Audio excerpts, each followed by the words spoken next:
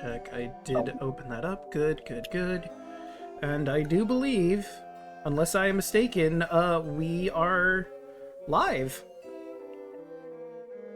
We leave it? Indeed, we leave a.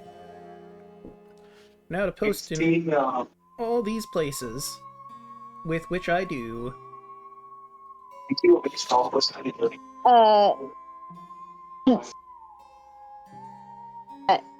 Draco might be puppeting me because be slower than slow here. It's a miracle that Discord call is working. Yeah, I mean, we've been able to Discord call a couple times while you've been out, so it's good that it's working. But like in general, it feels like a miracle. Yes. The other thing it feels like a miracle is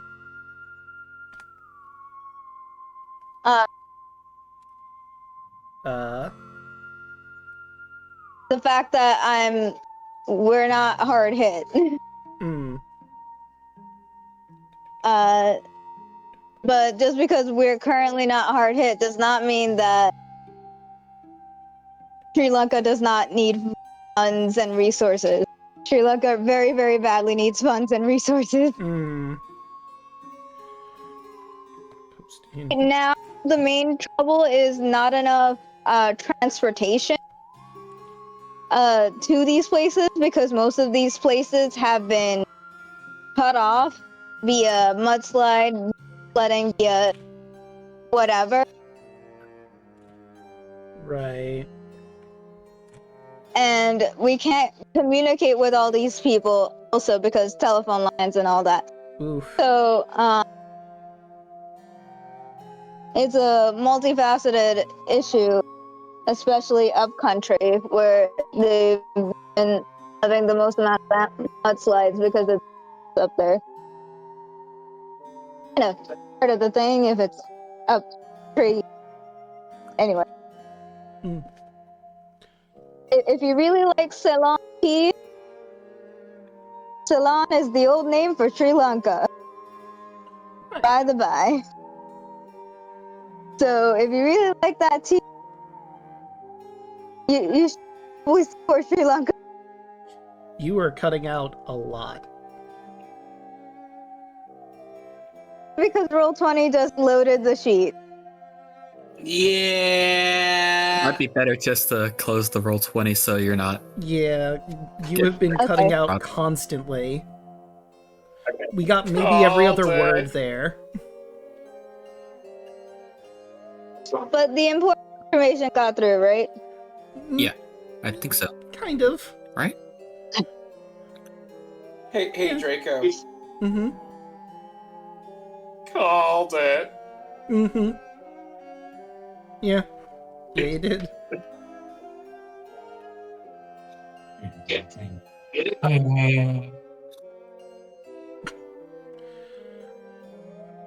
So, interesting thing. I've found, I think he's called Dungeon Dad on YouTube, and he goes over like old monsters from D&D's older editions and bringing them into 5th edition.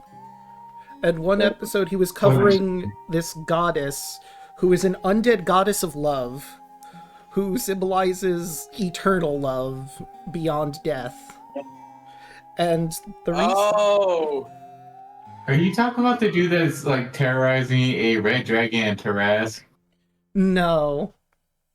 I forget her name off the top of my head, but the reason I bring this up is because apparently Adventure League did a Curse of Strahd campaign where this one woman who is obsessed with Strahd like Strahd is obsessed with Tatiana wanted to steal Tatiana's soul, put it in her body, and merge with the undead goddess of love that was apparently in Barovia in the Amber Temple in a hidden area that we just couldn't get to because it's not in the proper module. So this whole time, under all your feet in Barovia, there was another goddess trapped in the Amber Temple where no one knew about her. And it's technically canon because it's part of Adventure League. Do with that information what you will. We're just gonna ignore that. It's fine.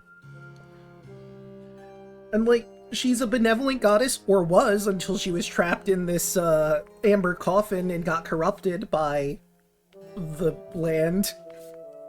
Oh god, she turned into a yandere. Pretty much, yeah. She went from eternal love to being... her domain is now obsession. I was kidding! Yeah. Yeah, I wish it wasn't so, but yeah, that's the way it shook out. But hey, maybe she could get redeemed if she gets out of Barovia. You never know. Yeah, you know, about that, how are we gonna tell her that Strahd's dead for good?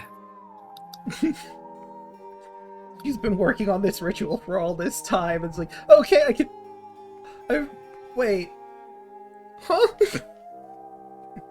Although it wouldn't really work with our campaign because Tatiana's reincarnated. In the Adventurers League, Tatiana's recently deceased, so this is the only way this plan works. To steal her soul and put it in her own body. I mean, she could still do it, but she gotta kill it. Yeah, good luck with that. Considering where she is at this current moment in time. And Mort brings up... Get your hands off my girlfriend. Also, Strahd is currently very secure with Vampire and probably not getting out of there ever again. But you know, maybe? If the worst possible things happen, I suppose theoretically, he could come back. But hey, enough of that dark particular plane of existence. Let's go back to this dark plane of existence. Who would like to do the recap for inspiration?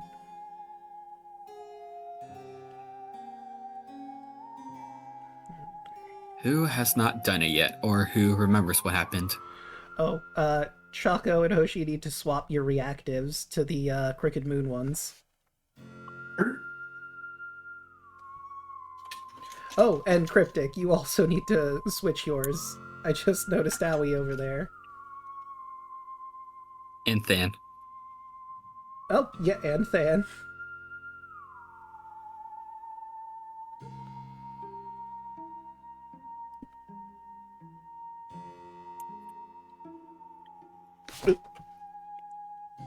Than, you there?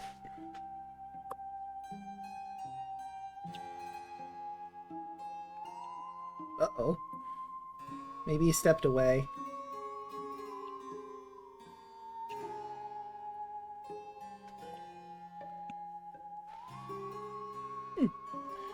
Also, Which recap? Hmm? I was reading what Mort put. Oh, yeah, Twitch Recap is a thing they do where they go over, like, your channels that you hang out around and most use emote and stuff like that. Apparently I'm Segmo's Watch. Nice! Happy to have you here, Mort.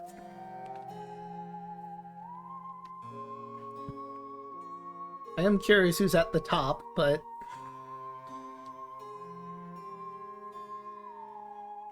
I haven't properly posted my recap now that I think about it. I should do that at some point. Not now, but at some point. Alright, but back to the matter at hand. Who's doing that recap?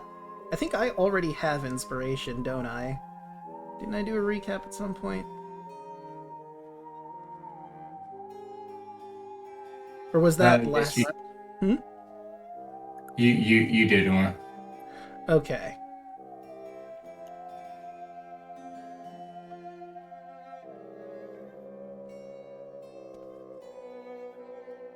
I mean, have we all gone around the horn, or are we still missing people? Because I don't think we've had enough sessions where we've done everyone at least once. True. I don't really remember much of what happened last time. Yeah, we kind of had a bit of a hiatus between this one. Yeah.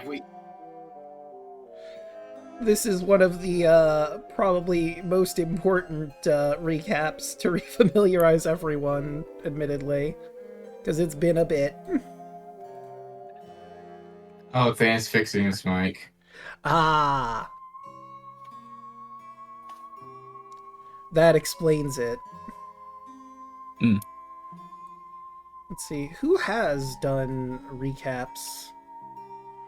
I don't I know. think... I know I've done one. I done one. Okay. And I think Draco did one as well. Yeah. So that would leave Yell, Cryptic, and Than. Cryptic's a bit out of the loop at the moment, understandably so, because the hiatus for a little bit there. Oh, okay. Draco, you're my top channel so far, and then Vaughn, or not Vaughn. Yeah, I'm at the top.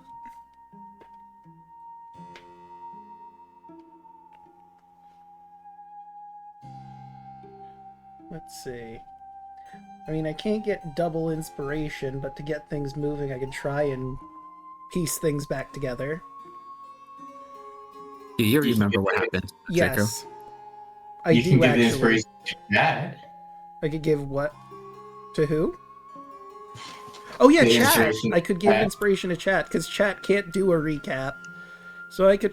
Okay, chat, so basically how this is gonna work, if I give y'all inspiration, you all in chat can agree on when to use the inspiration for anybody. Could be an NPC, could be an enemy, could be an ally, could be one of the players. It is completely up to you and in your power to use that inspiration however you see fit. So, last time on Crooked Moon Paper Moon, our heroes made their way to Druskenvauld Manor and bumped into a crooked man at a crooked house. Crooked man that Mary doesn't particularly care for. He invited them inside, and they looked around, noticed some portraits that look like the people that have lived here in the house, with one exception, a painting of all of them. This freaked out some of our heroes who were cursed upon that revelation. After having that revelation, they went into the gallery, which has a lot of nice paintings and statues of various people, one of which had religious connotations, which Cauldron realized would probably have some significance to his current duty here, and learned that he's going to need to amass more followers. While they were in the gallery, a statue of a white peacock came to life. It had one red gemstone eye and attacked the party, and almost turned some of them to stone, but they managed to destroy it and get the gemstone. After that oh, I almost forgot. There was also a ghost that was jumping out of paintings and trying to drag them in. Luckily, no one was taking Mario 64 style into a painting. Thank goodness. After that... We would not like being Mario 64 into a painting. Probably not. I forget if you went to the music room next or if it was the parlor. I think the parlor was next. I think you went in like a clockwise sort of fashion. Our heroes went into the parlor where they discovered a Ouija board and spoke with one Joseph Petrini, who gave them the lowdown on what's going on in the house. There's a hag here. She's in the attic. And they're going to need mementos. Mementos. From the various ghosts around the house to make progress. After that revelation, they went to the music room where there was a song that was so catchy it forced people to dance to it. Oh, I almost forgot. Rashmi... By people, just a few people. Just a few people. Rashmi found a mirror in the music room, and upon looking at it, saw her, well, for lack of a better term, evil Other twin. half. Or other half would work too, I suppose. Who had apparently murdered some people here and was letting Rashmi know that she's off to commit more sins. And it was at this point the just harpsichord... casually. Yeah, just casually, you know, as you do. And then the harpsichord started going off. Some of our heroes boogie down against their will as a whole bunch of weasels roamed into the room and a boogle swarm. A whole mass of weasels that attacked the party, and after a harrowing fight, managing to play a different song over the harpsichord to put Joseph Petrini specifically at rest, they made their way out and are on to the next room, finding a magnificent spread of food in front of them. What will our heroes do with this spread of food? You'll just have to keep watching to find out. I would be very happy. And there you are. I'll read the description one more time for you so you have an idea of what's going on here. A grand dining table commands the center of the room.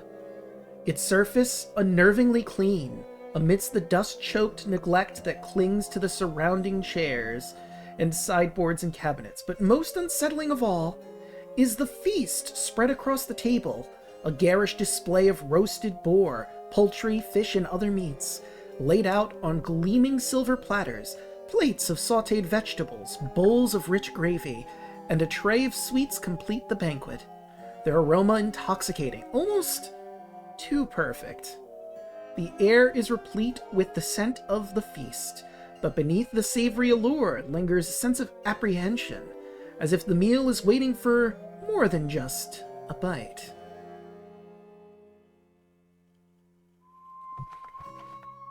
What do you do?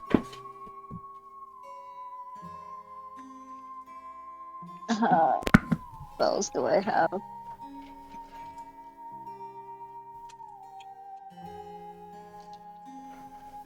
Can I? Do I have enough for protect from? Sorry, protection from evil and good. Let me take a look at what slots you have. At the current moment, let's see, you do have protection from evil. You have exactly one slot left, so you could use that. Protection from evil and good. Hey, Draco, I've got. How long does an that last? idea. Oh, hold on. What is your idea? Take screenshots of her character sheet and send them to her in Discord. Oh, yeah, that would probably be a good idea. Let me... Oh, I accidentally grabbed one more. The character sheet in front of me Okay, let me... because it did load. Oh! Ah. Okay. Alright, so... protection from evil... I don't remember my spells. I'm like, I do not have that memorized.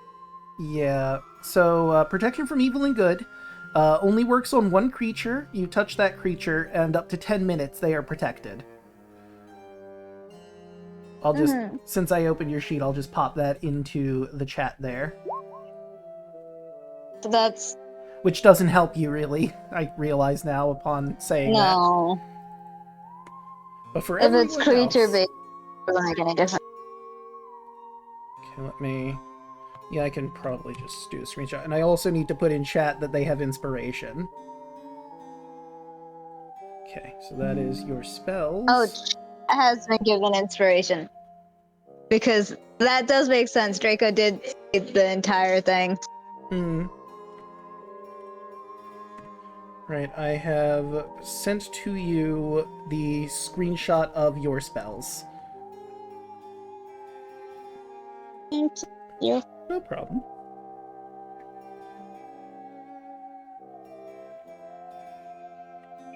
Was I? Okay. Well, I know we're looking for some artifact items. We needed a gem, a key, a cup, a doll, a bear, and a pin. And we have 2 of those. Yep. You have... Gerard got the gem, Mm-hmm. and Lazarus has the key, which is a piano key. Mm-hmm.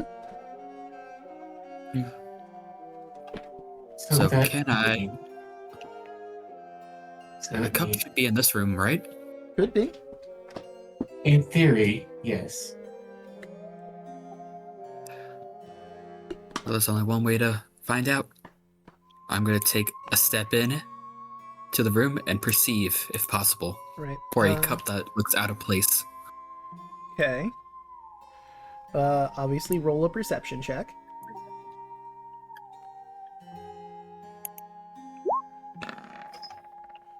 Okay. 18. Alright, with an 18 you look around and all of these cups here don't look particularly special, but as you're looking around, you notice as the tablecloth shifts a bit unnaturally as it tries to attack you. But a 12 won't hit you, Nope. as the tablecloth comes to life and you hear a slurping noise from the ceiling as another creature comes into the room. Oh no, it's a mimic! Nope, it's Don't you jelly know- of some kind. A yellow-ish jelly. Or ooze. Let me do... Where's Ivan when you need him? Overgeela stuff into Crooked Moon. No, this is here. Remember, if you ooze, you lose. We got trouble. Okay, and let me see. That is... Right. Okay, so first I gotta roll these guys in, and then I have another thing to do. Obviously, none of you saw this, so they do get one surprise round on you. Well, actually, Anne, you would get your turn at the very least, because you saw the rug start to move, or in this case, the tablecloth start to move before it did. God damn, it got a 22. And I have one other thing to add to our list here.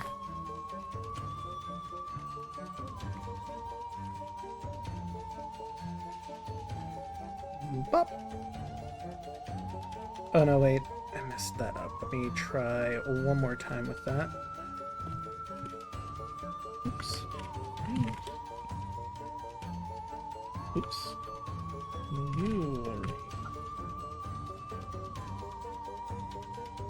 There we go. And now that is at there. I need to roll in Rush Me, I believe.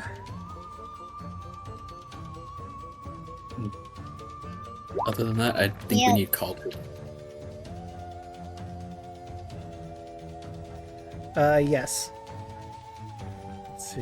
Mary, Lily, Bird, Lazarus, Rush Me. Yep.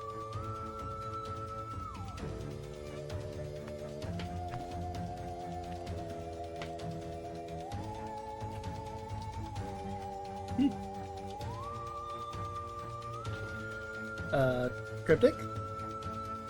Yes. We need you to roll initiative. Sorry, I was hyper-focused looking at my character sheet. Ah, gotcha. Well, since the rug is going first, it's going to once again try to smother Anne over there. But an 8 also isn't going to hit. It's really doing poorly. Oh wait, this isn't properly arranged. Let me put it in the descending order. Luckily for everyone, that is all the rug can do, and Mary, you're surprised. You were not expecting that to happen. Additionally, you may have noticed the thing that I have put in chat. Feast of Fury! Let's see what you've won. Okay, interesting. It doesn't necessarily say who it would go for. Random character. Okay, well, this is easy enough to roll out. 1d6. Let's see, 4 on Mary, Rashmi, Cauldron. Would it be able to... I don't think it'd be able to hit him from this angle, because he's all the way back there. So we're going to say this goes for Rashmi, this attack, as the sugar bowl gets thrown from the table at you. Let's see, that is 1d20 plus... But isn't she around the corner? Well, no, you're right behind Anne, oh yeah, Rashmi is around the corner. Because the You can door just hit isn't me if big you want. enough. I'll go for Mary. It swings over your shoulder at her. Okay, that would be a 9 to hit, which doesn't. You duck as sugar basically coats your hair and back. That's gonna be annoying to get off, but not as bad as it could have been. Is it tasty? I mean, it's sugar. Just straight up sugar. It's just gonna be hard to find it because my hair's white. Yeah, you're gonna need a shower or something. And like Is I it said, caramelly? no, it's just like Sugar? regular sugar that you would put like into tea or something. White sugar. Okay. And you were not surprised, so you get your turn. Alright. I am going to first just shout back at my party. The tablecloth is alive, and there's some very angry looking jelly, and the dinner table's angry as well. So everyone be careful. As I'm gonna stand my ground, and I'm gonna swing at this carpet with my sword. Okay. Wait, so out of curiosity, do we have like a tablecloth situation, It's a mimic table situation, it's and jelly? It is a tablecloth situation, but there is no tablecloth of smothering in the monster manual. So it's basically a rug of smothering for all intents and purposes. But it is a tablecloth. The jelly, on the other hand, was an ooze that just sort of schlorped from the ceiling that was apparently in here. A 9 will unfortunately not hit.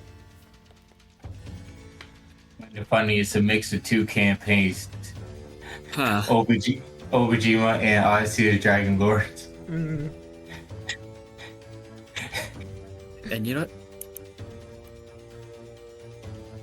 Yeah, just everyone stand behind me as I'm going to use my bonus action to use my one free racial casting of Sanctuary on myself. Okay. So if they want to attack, they gotta make a save. Otherwise, they do nothing. Okay. Well played. Alright, that brings us to the Ogre Jelly as it moves itself across the floor. How much movement do you have again? I know it's not a lot. Oh no, it's 10. It could make its way to where it could attack you. It is a wisdom save, right? Yes, wisdom 13. Jellies are not super wise, but let's see how it does. That is a 6. So it does nothing, it wastes its turn. Okay. Or chooses another target. It can't really because you're the one directly in the doorway. So everyone else was surprised. And now we go to actual turn of combat. Wisdom saving throws, it tries to smother you. That is a 10. It wastes its turn. Mary, you're up. Mary looks in the room. She will bite her finger to make a little drop of blood. As she looks at the carpet and the slug, not slug, ooze. As she casts Bane. Okay. How charismatic is this tablecloth? Not very. It's pretty tacky, honestly. That is a natural -4. And for the Ochre Jelly, that is a 3. So, they both get baned. And then Mary is going to step this way. Fair. You know, you ever think you have it rough?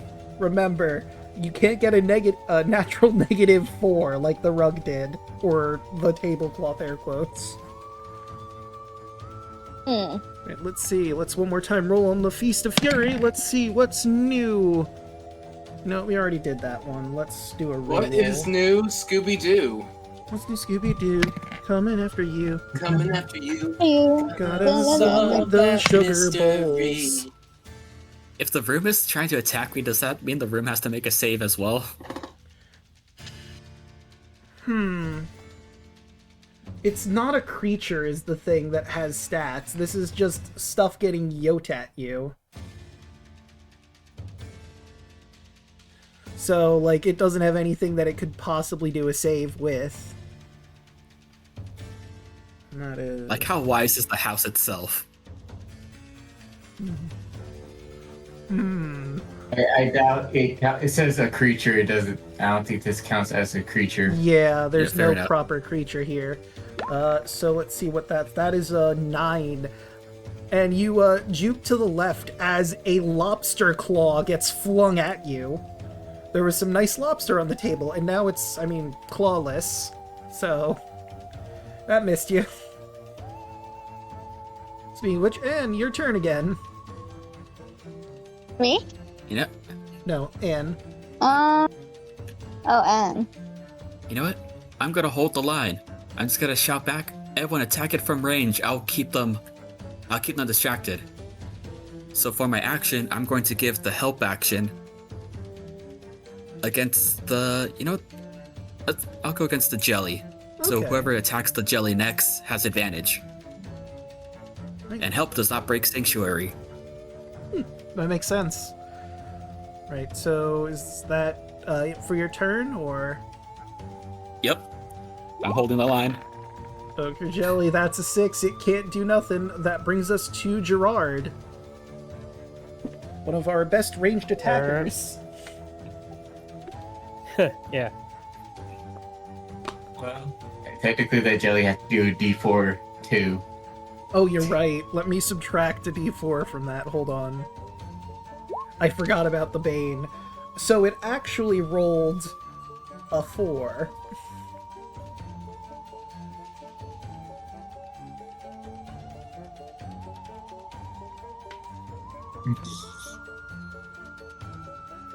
Gerard is just gonna, and you're just gonna see Gerard just kind of, not like shove you, but just kind of like give you a little bit of a push aside as he steps into the ring and faces down this carpet. Right. And bonus action. I still had that crimson write-up from last time, correct or no? Yeah, I think that would still be running. Yes. Okay, so it's currently lightning damage. Alright. Let's see here.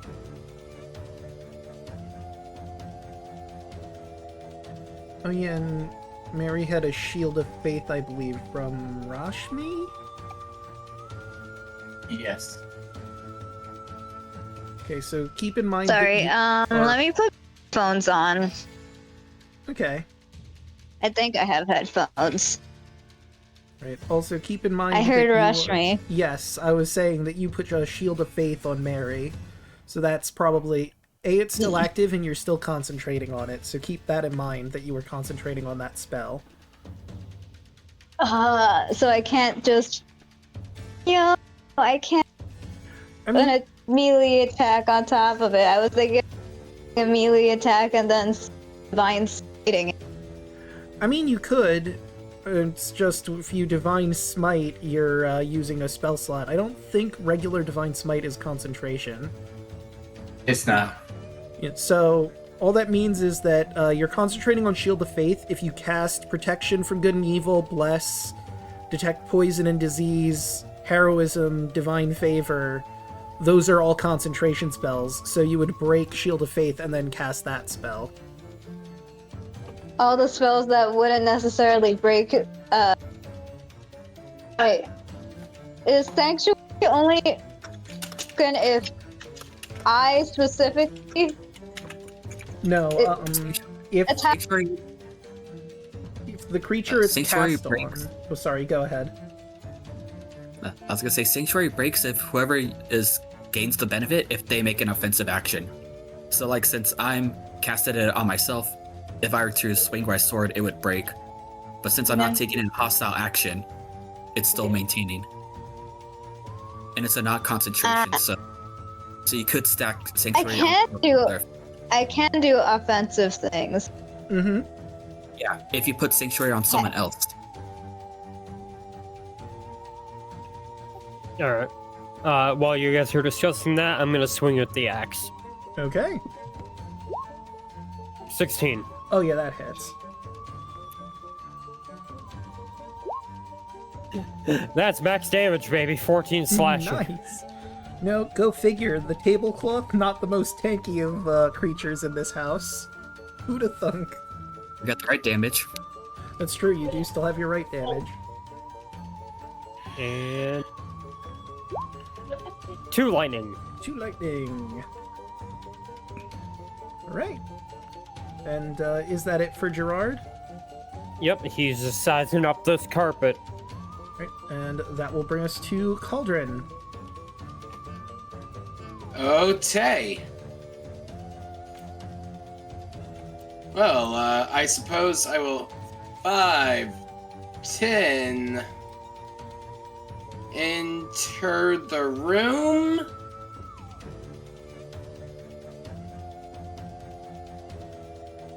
Oh, you can't stand there because that's right on top of the ogre jelly. Oh, well, that's no good. You could temporarily stand in Anne's place, but you couldn't end your turn there. You would have to step out afterwards. And, okay.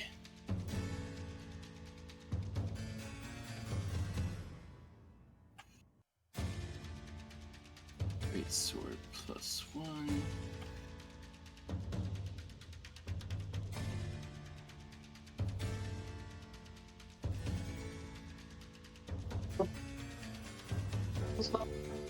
Well, I'm just going to hit it with my great sword. Which one? The jelly or the tablecloth? The gelly. Okie doke. You do have advantage from the help. Okay, so that would be a 21, which absolutely hits. That's 7 slashing damage. And yeah, okay, so that would just be okie doke. Right, and any bonus actions to declare? No bonus actions at this team. Right. So you just have to step out of the room now, and they will get some opportunity attacks, but they also have Bane on them, so you might be okay. And I do have a pretty decent AC. And it also burns their reaction. True. I did not mean to click that twice. Ignore the second one. Just gonna hide that. So that would have been a 22 if I didn't have to roll this d4. So that is unfortunately still a 20, so that is gonna hit you, I believe. It do? Just barely. You take 8 bludgeoning damage and 4 acid damage as, like, this polyp shoots out of the jelly as you leave and smacks you across the face. It hurts Ooh. and burns. Let's see, how does the tablecloth do? Okay. That's... even if I will still roll it, but, Nothing doing. I'm getting hit regardless. yeah, that's, 23. So you are now grappled inside 23? the room. Yep. Poof. Let's see, target, you are now restrained and blinded, and at risk for suffocating, and the rug cannot smother another target. At the start of each of your turns from this point on, you're going to take 2d6 plus 3 bludgeoning damage.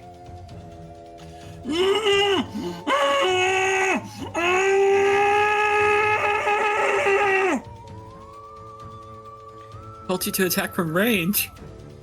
Cauldron! Yeah, Is he safe? no. No! Try to tell. The No. exact opposite, actually. Oh, okay. And, And it's like, everybody attack from range, I got this. Everybody else, and everybody just proceeds to enter the room and attack in melee. yeah. I mean, I don't know how much range game he has. I am a paladin. I don't have much range options. Yeah. Yeah, But, same here. I could have done Sacred Flame, but... well, that'll bring us to Rashmi. You watched as the tablecloth whipped out of the room, grabbed Cauldron, and dragged him back in. I'm just imagining like it's got me by the leg and my nails are clawing at the floor. No, no, no, no, no, no, no, no! Oh god, oh god, oh god, oh god, oh god! The carpet inexplicably has a voice. Get over here. Oh fuck. It's just straight out of a horror movie to see him get yanked from around the corner. You're in my world now, bitch. Okay. So, right? So, speaking of not a lot of range game, Rashmi, what's the plan, do you think? How close can I get to do a hit with my quarterstaff? Okay, you would have to step onto Anne's space, and then you could hit with your quarterstaff, but you have to step back out. Thankfully, they have used their reaction, so you're not getting a reaction opportunity attack. Okay. Okay, we'll say you do this Can I two-hand? Yep. That is a 13, which we'll say you're attacking the rug, and that does just barely hit. For 0 bludgeoning Zero damage. damage. I rolled a 1 minus 1 for 0. Rashmi Oh my god. smacks the rug, but it doesn't really have a lot of heft to it. As Rashmi realizes that Cauldron is in there and doesn't want to hurt Cauldron, but is trying to beat the rug. Zero You damage. He beats the rug and a little bit of dust falls off. Yeah. It's been here for a while, so I some believe it. accumulated dust just sort of gets dropped off lazily. Lazarus! You know what happened? You know what happened? Rashmi hits with the quarterstaff, and the dust sees the dust, thinks that like it's more than just dust. It's like, huh? Like, because Anne had shipping. Like, is not sure that other people also ship. Like, Oh, you cut out a lot there. oh, really? Yeah. Again, Where you cut, where you cut out. Where did I? He started getting really excited describing what happened, and it started to cut out. Yeah. About, I like, the cut out dust. the excitement. Yeah. Apparently, the Discord does not like your excitement. Apparently. It's not Discord, it's the internet here. Yes. Imagine, so Rashmi sees the dust coming off of the carpet. Oh no, what if the same thing that happened to Anne is also happening here? And it's like gently. Oh, yeah. It is. Right, but... Rashmi doesn't know anything about anyone to that level, right? Like, Yeah. it could be like everything, everyone trait, not just Anne. Yeah. But that will bring us to Lazarus. What's the plan? Huh? Oh, what's happening? I wasn't. Oh, everyone's gone. Excuse me, child. You look into the room, you see a fantastic feast, and also a living tablecloth wrapped around one of your friends, and a big pile of jelly in the corner. Well, that's quite a mighty pickle that we're all in, aren't we? Not looking great, honestly. The fool chimes in. And what should I do? Better play it safe. Just bashes his cane onto the air. Okay. Magic missile. Right. Roll them missiles, and who are you aiming for? The rug. There's a person in it. There sure is.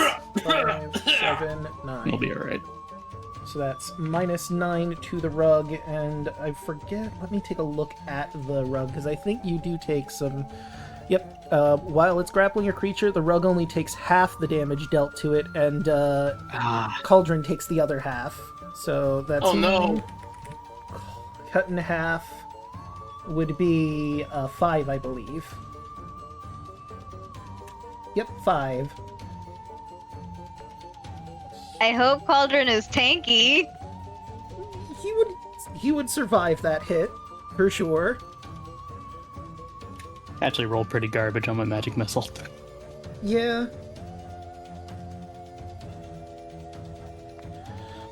Now, whether or not he's gonna survive his turn is the other thing. That's a whole other story. Yeah. Any bonus actions to declare? I do not have bonus actions. All right. Do you want to move anywhere? Or are you good hunkering down here? Okie doke. Rug. The rug is good. He's in his lane. He's undusted. Tablecloth's feeling pretty alright, while it's choking your friend to death. So he's just gonna pass his turn, really, because he's just doing his thing, focusing on what he's trying to do. Mary. Alright. Mary's mom mode comes on. She slowly walks around the corner and look at the rug. Let the boy go. And she, for a bonus action, Omen of Doom. As the single red eye on her horn starts to glow red, and Reaper appears behind it. Okay. Ooh. So let's pop in the boy.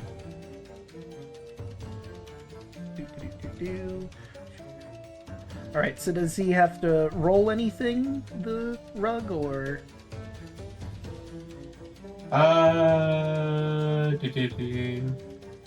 No. 1 hour. Once per turn, when you hit the doomed target with an attack, you deal an extra 1d6 necrotic. And your Grim appears in an unoccupied space within 30 feet. Where did you want to put Reaper, by the by? I just sort of slapped him on the map somewhere. Probably down here. Okay. There we go. And that is a bonus action. What is your action? Mary cocks her gun. And she takes her fire at the rug. Alright. Let's see how you do. Roll that attack. 26. You know, I think that might hit. Let me just... Yeah, no, that hits. Maybe. So, 7 12. plus 5, that's 12, which is cut in half to 6, and Cauldron takes the other 6. Down. But hey, Yeah, I had a feeling. the tablecloth is also almost down, so you know, there is that.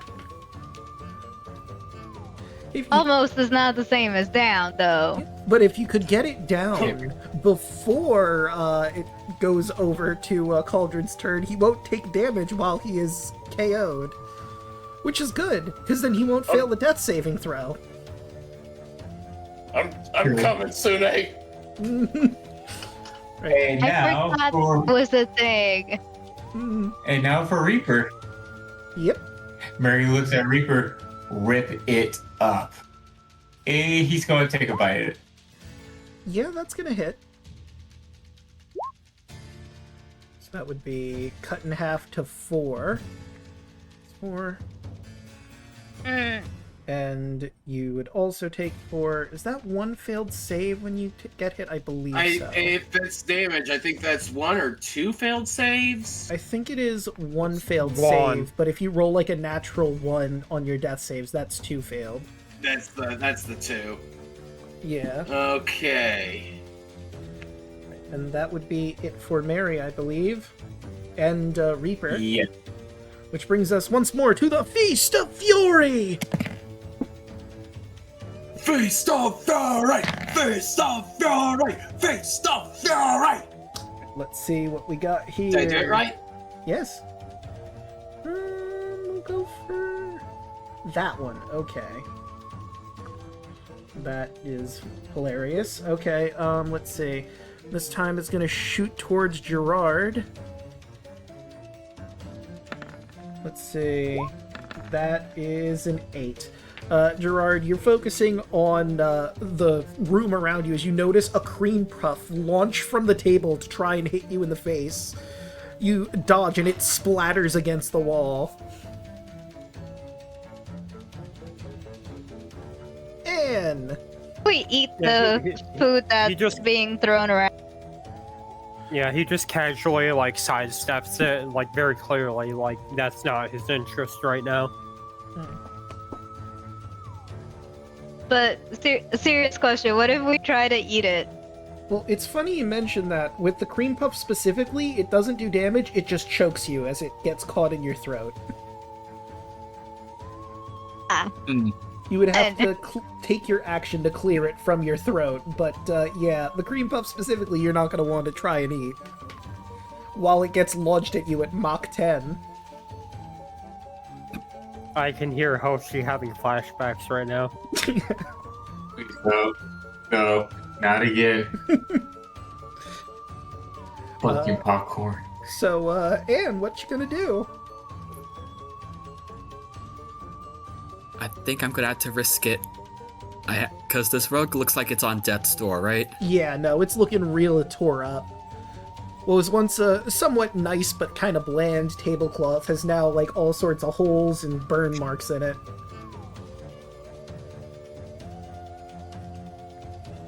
I think I had to cut it open and then try to heal Cauldron afterwards, so hopefully this doesn't hurt him too much.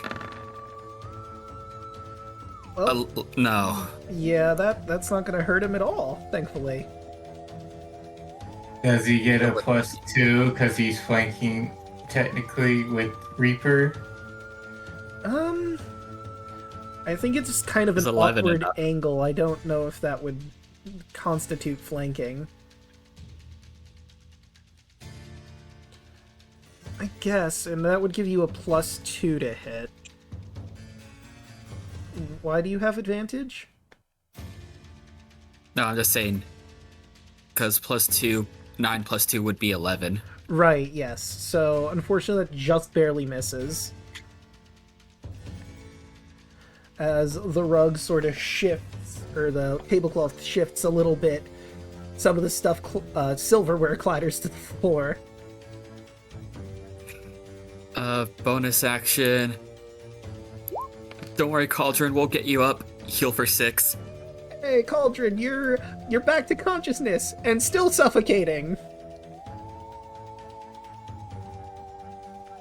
But you're conscious. Just so we can clear those death saves. You But that said, does break my sanctuary. I like to My imagine. sanctuary, yeah. Yeah, Yeah, because I swung my sword, so sanctuary is gone. yeah. I'm just imagining Cauldron wrapped up in this, lets out his like final sigh of breath as he goes unconscious, gets conscious again, struggling.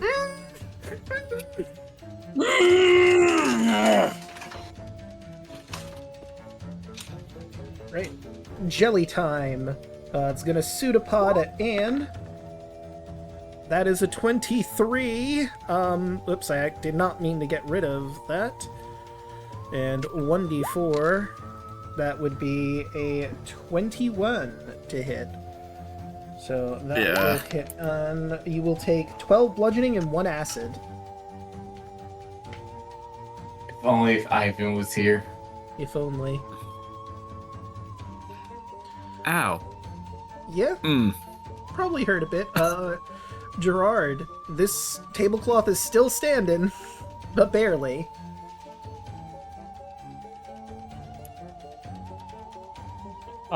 Gerard is going to see the situation around him, look down, and I'm gonna gamble with this, and he is going to just grab this rug and just try to, like, either yank or shove it off a Cauldron. Interesting. I guess that would be athletics versus its strength as it tries to stay attached to Cauldron as best it can. Sure. Actually, instead of competing, I could just make it against its grapple that it already has. We'll use that DC. So, DC 13. 16. You manage with enough force, it tries to fight back, but you manage to pull free Cauldron, who takes a very deserved and needed gasp of breath as he finally is free from that god-awful tablecloth. And Gerard is just gonna look at Cauldron and just say, "Catch your breath and finish it off." And that's my turn. Speaking of which, Cauldron, free at last.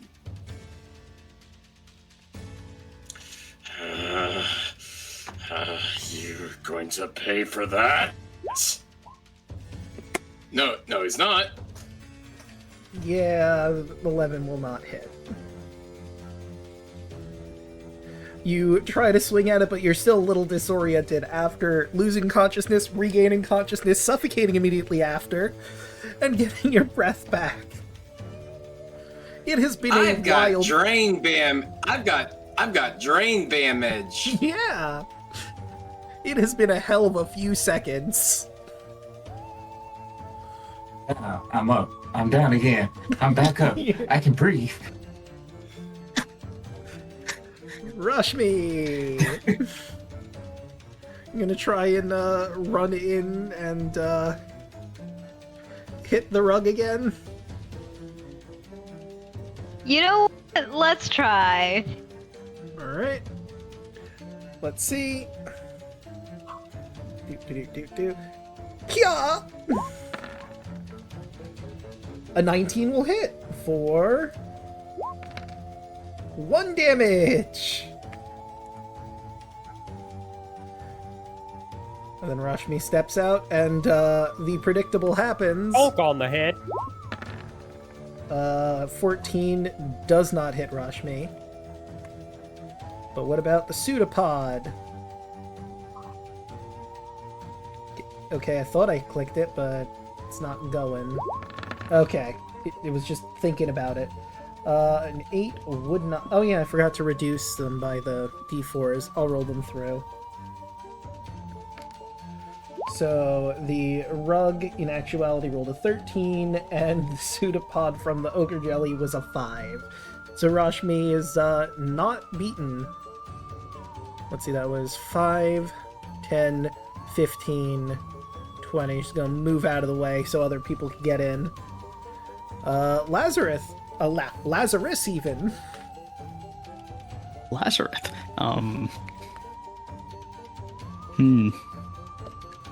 He just kind of pokes his head in. Is he out? Yep, you Yeah. see. Just Oh, excellent.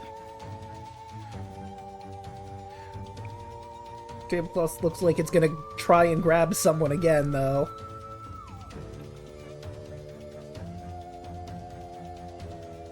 He Not really can't. much. If he can't just burn it to hell. That's not a bad idea.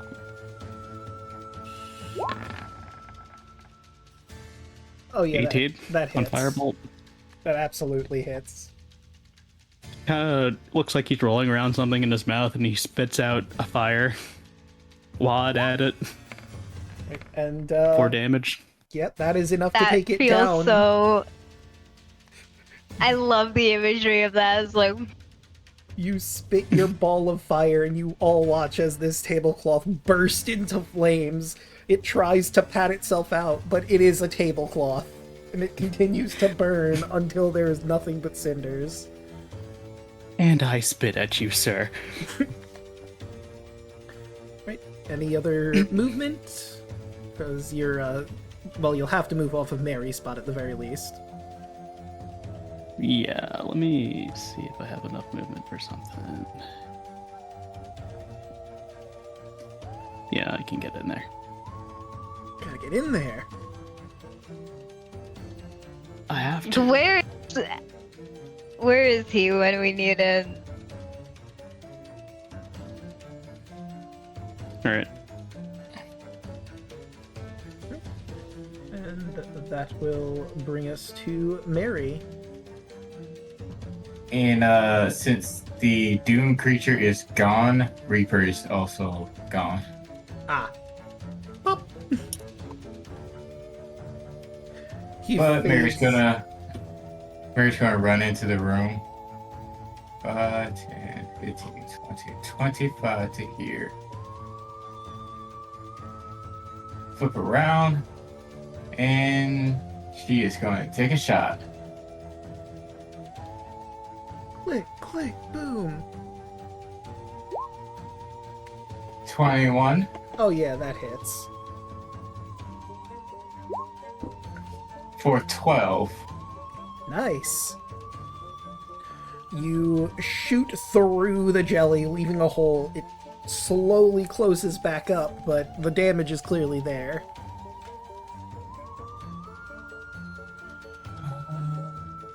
Let's see, bonus action, bonus action. Do.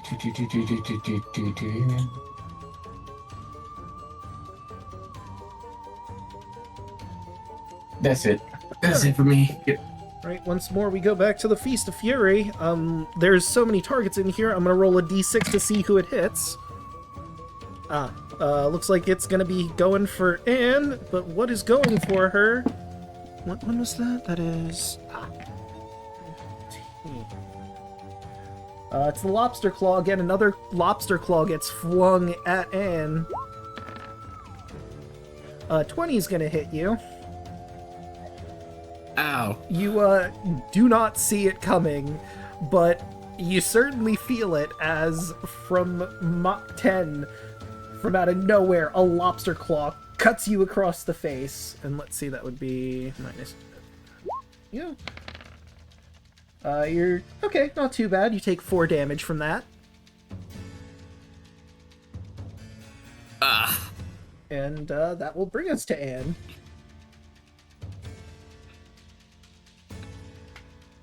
She's not looking very good.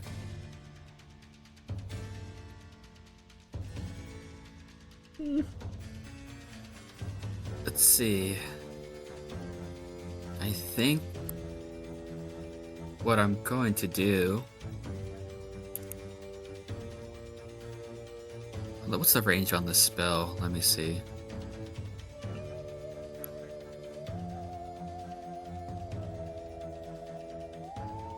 Okay, not big enough, but I need this jelly to make a dex save as I'm going to Sacred Flame it. Okay. No, jellies aren't exactly the most dexterous, but let's see how it rolls. That is a -1. A natural -1, even. Minus a d4. You're right, minus a d4. So in actuality, that is a -3 that it rolled.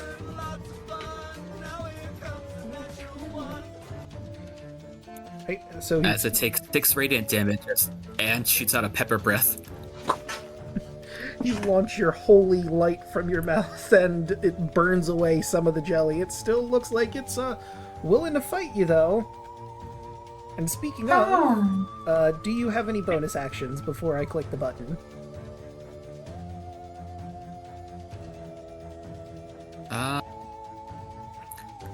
You know what? Fuck you, sanctuary myself again. Wait a minute, I just realized something. I'm looking at this again. Someone did slashing damage to this jelly, didn't they? Cauldron did, I think. It's supposed to split into a different one when you use slashing damage. But that will take some of its HP away, and it reduces its size, I believe. Let me see. Jelly that is medium or larger. It was large. Subject to slashing. Splits into 2 new jellies if it has at least 10 hit points, which it did. And had equal to half of it, rounded down. I don't remember how much HP it had before. So... You can just half its current. Yeah, I'll just half its current. There we go. Okay, and this one's going to, using Spider Climb, or rather it's going to goop across the wall and be like in the same position as the other one and also try to hit you, but from the wall. Right, they both need to make wisdom saves. Oh wait, I didn't even do the wisdom save. Okay. I mean, that's not one regardless. Yeah, true. So unfortunately it wouldn't be able to hit, so I don't have to roll the fumble. Because it could not attack you. And if it's on the wall, I guess the second jelly. Well, I did the first... Oh, no, wait. Yeah, that was technically the first one, wasn't it? Okay, so... Yep. Number 2. Wisdom. That is a 14. Roll a 4. Okay, and that is an 8 to hit you. That's a D4. Well, this is the one that was stuck to the wall that just came into being, so it wouldn't be baned. Fair enough. But an 8 will not hit. So, whoop. Okay, and that is it for the jellies. Now there's 2 jellies. Can you believe it?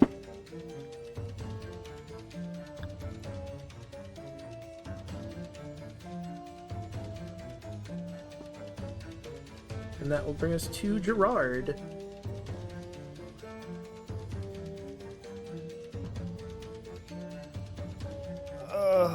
Alright, well...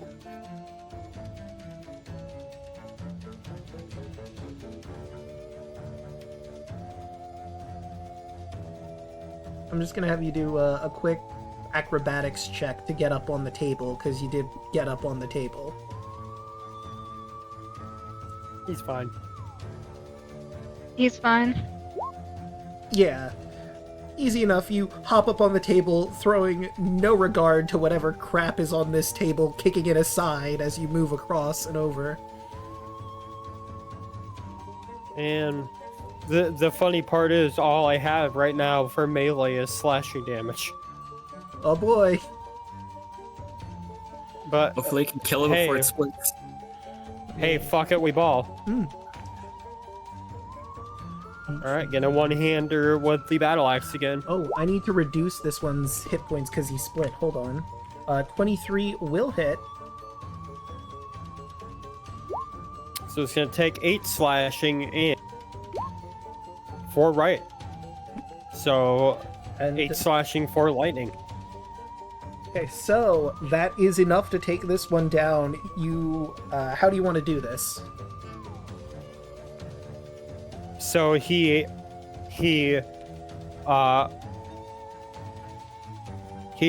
does like a little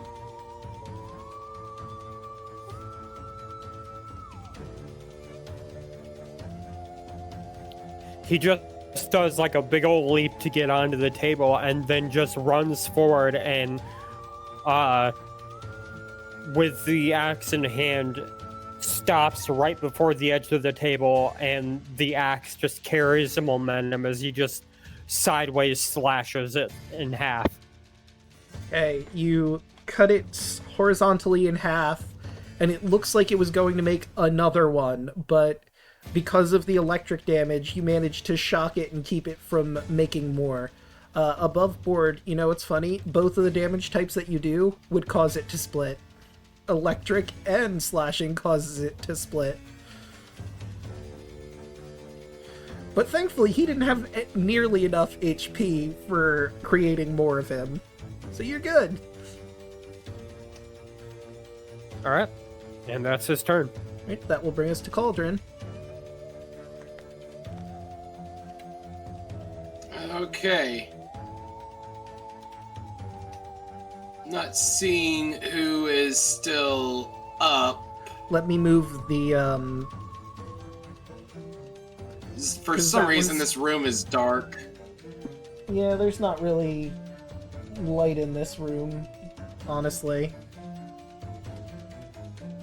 Actually, there should be light in this room now that I think about it, because it's the dining room and it was supposed to entice you.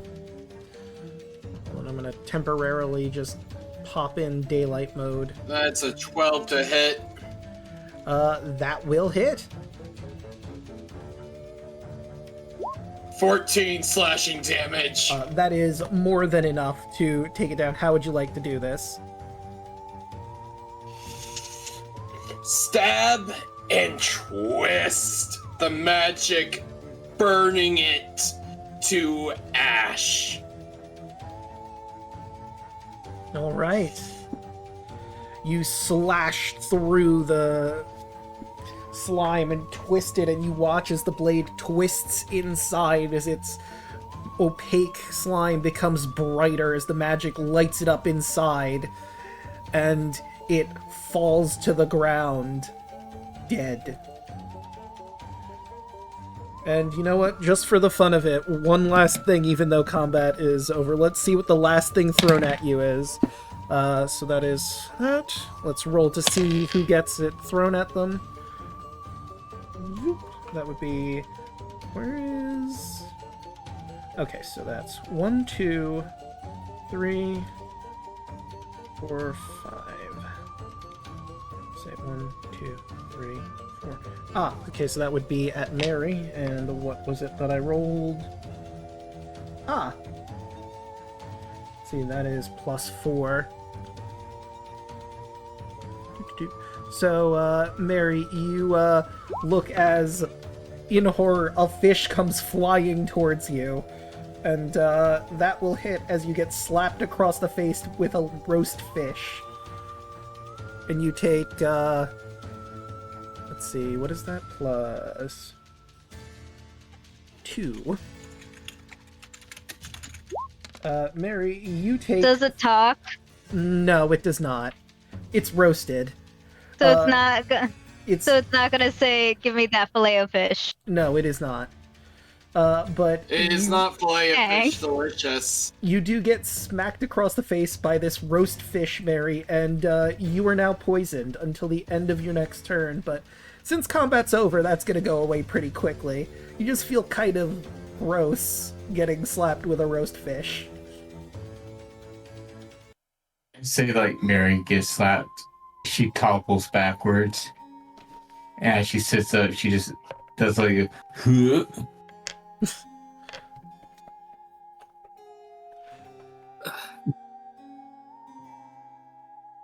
I'm really everyone hungry for okay? fish right now. Oh. I'm gonna carry your perception check from before, by the way, Anne, because there is something you would be able to see with your perception check. And I think everyone has a passive perception that would hit this anyway. You notice two things in this room after all the chaos and everything being thrown around. There is a cloudy pearl on the ground and looks like a gold ring. The gold ring and the pearl are two separate things, just for clarity's sake. Huh. Look at that. I'll go over and pick them up and show them to the party. So the gold ring is worth 75 gold. Either could be magical, you don't really have any way of knowing without casting spells for that sort of thing.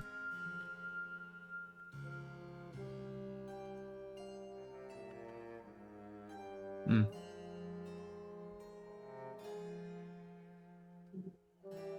Put that in... Yeah, can anyone identify if these are magical or not, or able to detect a magic? Unfortunately not. Mary shakes her head no.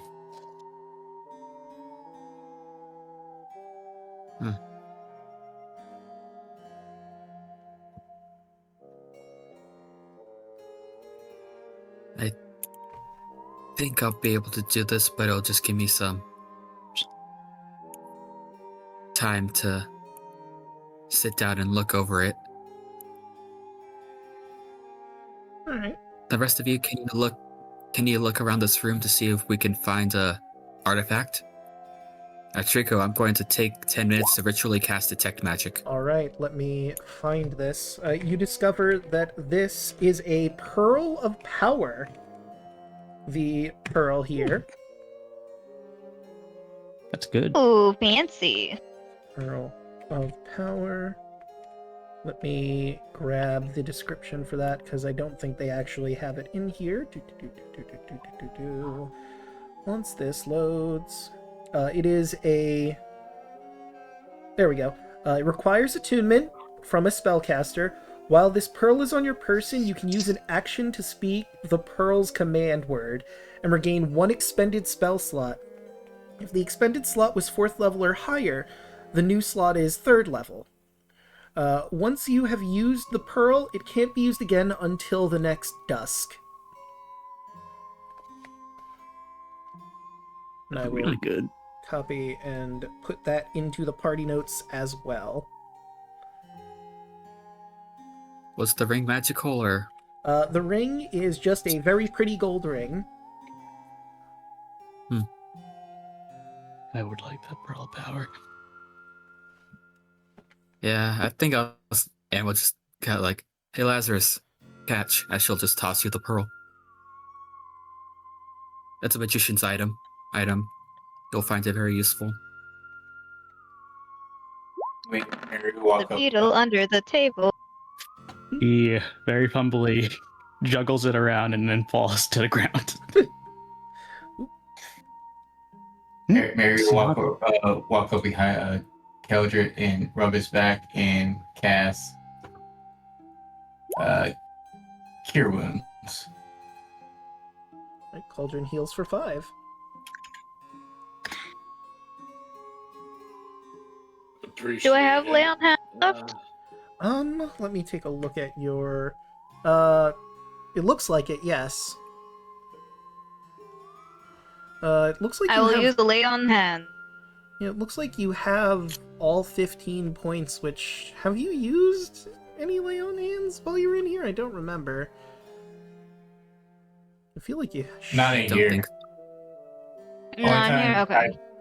Okay, so Only how... time the 2 paladins used it was on the train. That's right. So, how many points do you want to pump into Cauldron? You have 15 total.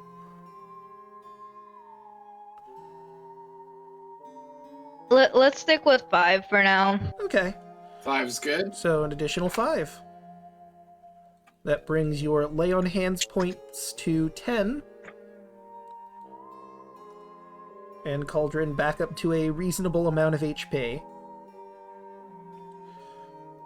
You know, for the fun of it, would you like to know what some of the other stuff could have done? Yes. So the sugar bowl, if it Okay, hit you, yes. would have done a d6 plus 3 bludgeoning damage, and you would have been blinded until the end of your next turn. The fish, as we discussed, does poisons you after it slaps you across the face. Lobster Claw just does the damage. The cream puff suffocates you if it hits. And the last one that we didn't roll, if I rolled a natural 20, is Beef Tongue. That is a +4 to hit. You take no damage, but you need to succeed a strength saving throw, or you get knocked prone and get grappled by the Beef Tongue. Escape DC 15, and you are restrained until the grapple ends. The critical hit is a fucking lingua? Yeah, exactly. Delicious. I mean, Just imagining like being grappled by a beef tongue. Just like yeah. Gross. But other than that, this room is cleared. It's an awful mess now. If someone has to clean... You do not envy the person that has to clean this mess up. There's ashes, food splatters all over the place. But none of the Alu things in it's an for. Alu in another universe is like, it's been really nice to clean this place up. Mary looks around, think of her kid. Could have been me. Could not been me. If she just walks. So there's a door in this room to the north. There was another room in the hallway that leads to the same room. There are 2 doors in the hallway, I believe, that you would have seen from your position previously. Do you want to open the door that's in here, or do you want to go back to the hallway and try to approach this from a different angle? Staying here would probably be the best. Okay.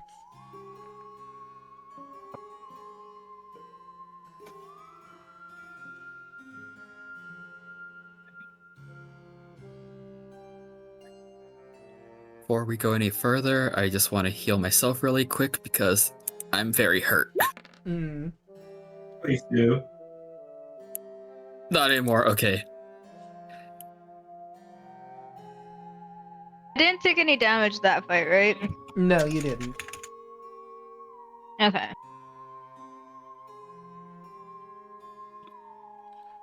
Okay. But I am running out of spell slots. Yeah.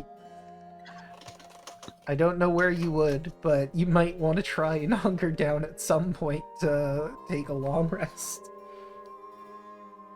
Ow. Yeah. Like I said, I don't know where you would. Where would be safe here? But, you know, you might have to. You know, haunted house. I mean, we could all the way back to the inn and come back. No. I'm sure the I don't house think will we're- let you leave. Rashmi, look out the Oh, window. yeah. Do you see the thunderstorm? Yeah.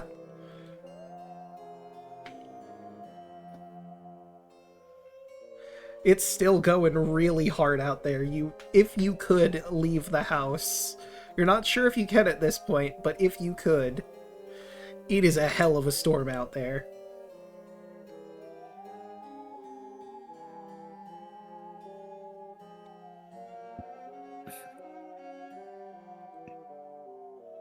If only we had a Jordan's player that can control weather.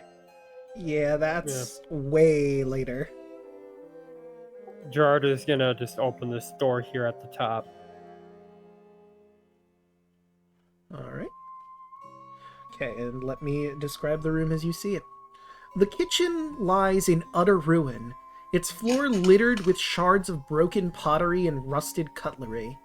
A heavy metal shelf has collapsed, ripping chunks of plaster from the wall and crushing a table beneath its weight. Nearby, a hulking brick oven stands ominously, its iron door sealed shut by thick rusted lock. Suddenly, the greasy stench of burning flesh fills the air as black smoke seeps through the cracks around the oven door. Muffled screams and frantic pounding echo from within, as though something or someone is trapped inside.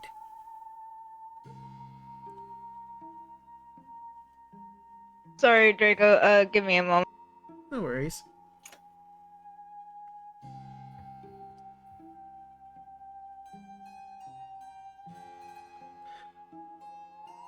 So, yeah.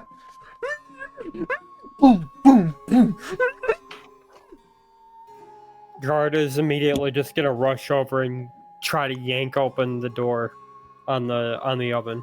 All right, you Mary grab has your gun at the ready. You grab the door, and it pops open surprisingly really quickly as smoke billows into the room, and spirits scream in agony. Everyone that is in the room, I need you to make a DC 13 con save. You're rolling my sheet, right? Yes, but you're not in that room yet. Okay. Okay. You guys hadn't gone through. Does this require breathing, Draco? Let's see. Each creature takes... I'm gonna say... because it's fire and acid damage, I think you'd still take the fire, but the acid from breathing in the fumes would not be counted. Okay, because I am just not gonna breathe. So I rolled an intelligence save on accident, Yeah. but my con is a 10, which fails. However, and this is the first time I get to use this ability. Great balance. When I fail a saving throw, I can instead choose to succeed, and when I do, I have disadvantage on ability checks, attack rolls, and saving throws until the end of my next turn. Okay. Right. That's an interesting Yeah. It's combo. it's a balance. That's kind of the Curseborn's whole thing, if you read the lore on where they're from. But, okay, I think everyone succeeded then.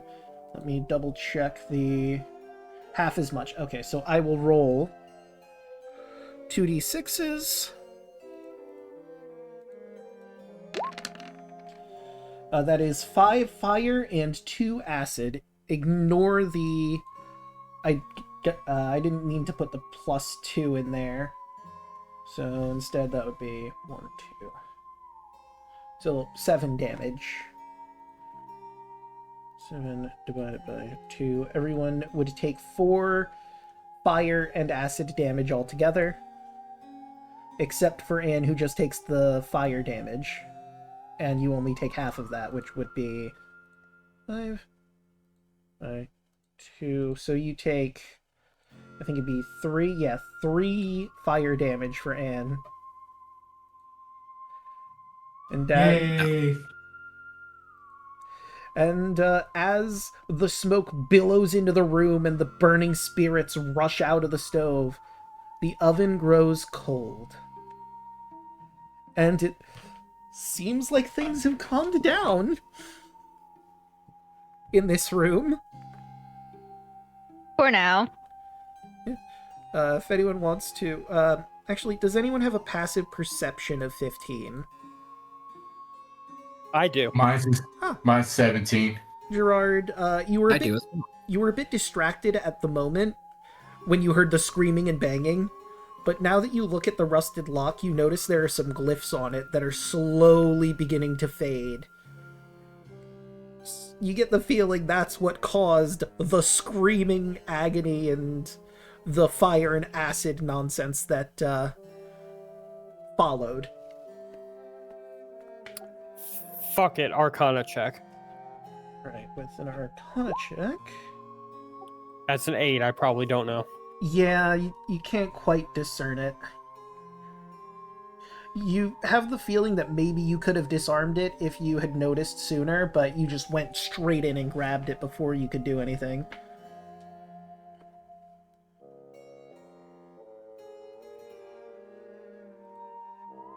Yeah, he just walks over after catching his breath. There was something magical on the lock. Don't know what it is, but not like we can do anything about it anymore. Might have been why there was screaming. It's understandable.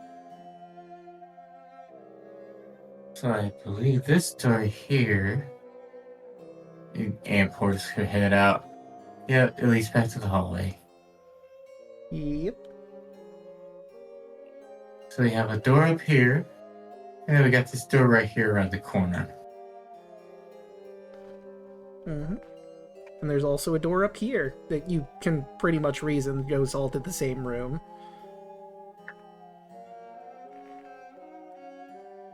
Do we want to keep looking at if there's anything else in this room, or? Yeah, we should.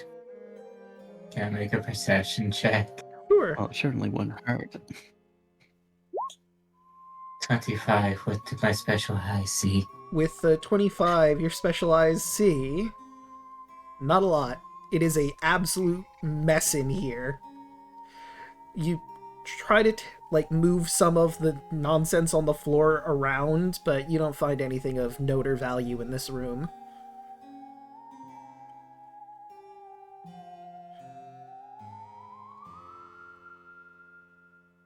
We should be good to keep going. Okay, and with Gerard stepping there, this is... Rain hammers against glass walls and ceiling of this conservatory, while desiccated vines and withered shrubs choke the space. Benches are interspersed through the ruin, and one faces a shockingly vibrant tree. Its green fruit the only sign of life in the decayed room. Seated upon a bench is a pale woman in a black morning gown, a faded green ribbon tied around her neck. In her hands, she's cradling a delicate porcelain teacup filled with dark liquid, her gaze lost in distant memory. And we're gonna say she's right over here. It's not put on the map properly, but she is sitting right here. before before she has a chance to like properly see Gerard, he's just gonna poke his head back in the door and do like a come on motion.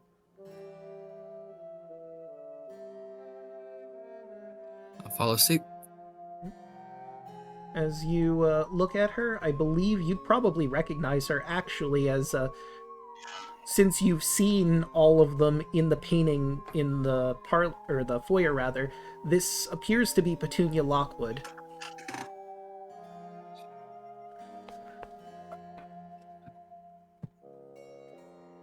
She's gazing Petunia. at the tree directly in front of her.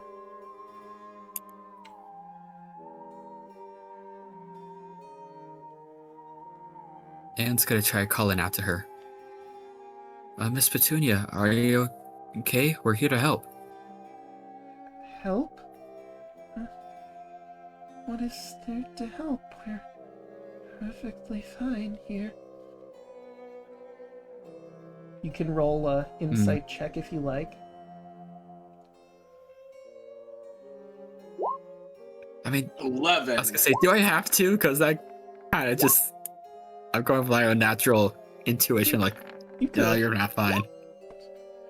With this, the 16, you know what, did you want to also roll the insight, Rashmi? Yes. Yes. Let's see. I don't know what my. Natural one! Lots of fun, now here comes the natural So Rashmi, one. you know what? She says she's fine. She's probably fine. What is there to worry about in this house, right? What possible horrors are Don't in this lie house? normally, right? Yeah. Wait, That 16... does, Oh, sorry, go ahead. does that curse works on skill checks too? I believe it does, actually. Hold on. I'll double check. But it's not anymore, right? No, it's still there. No one has dispelled it. Oh. We don't have a way to dispel that curse. Yeah. That'd be so funny. Let me- Where she's like, oh, there's no, there's no problem. And then And a then just weasels out of nowhere. Well, okay, we have a weasel infestation, apparently. That sucks. But, you know, everything else is fine. Okay, so that is... Weasels, is one of them wearing a lab coat? No. Yeah, ability checks, attack rolls, or saving throws. So, the weasels will be incoming in a second. Let me just explain what you've got with your insight. Yep, the weasels are coming. Everyone guard your teeth. So, you get from that 16 that her memories are shattered, as it were. She's seeing only her previous life before the horrors, not really remembering any of what happened, probably as a defense mechanism, if anything, honestly. Just trying not to think about everything that has affected her and her family. She is holding that teacup, like I said, and you know you're gonna need that. Realizing that this is a defense mechanism, this hits way too close to home. And just gonna very gently walk up to her, and if she's sitting down, Anne will kneel down and kind of put her hand on Petunia's shoulder. I know what you're going through. I've had a family go through very similar things, but we're gonna try to do what we can. We already helped Petrini. And we also helped Keziah. We can help you too. Roll a persuasion check. We're in the business of helping people, you see. 23. Petunia looks at you and tears start to flood from her eyes as she holds out the cup to you, ghostly hands shaking. Or very gently grab onto it. My children, please. Please. We'll save them. We'll save them too. Good. Thank you. And she begins to fade. Leaving her green ribbon behind.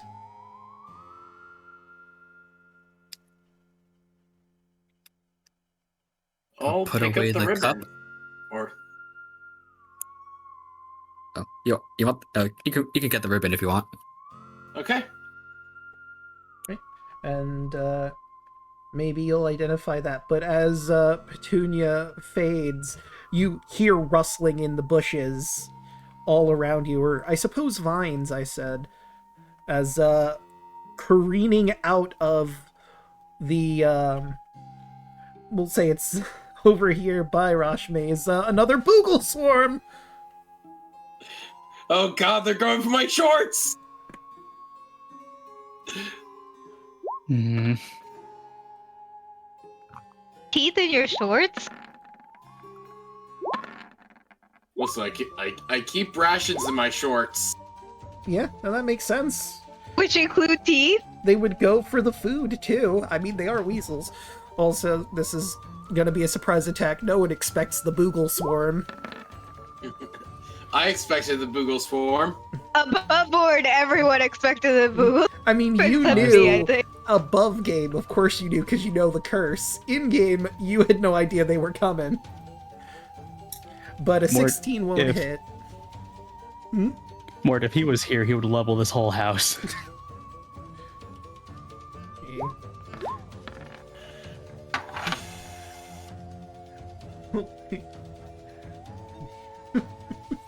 We just see Cauldron again.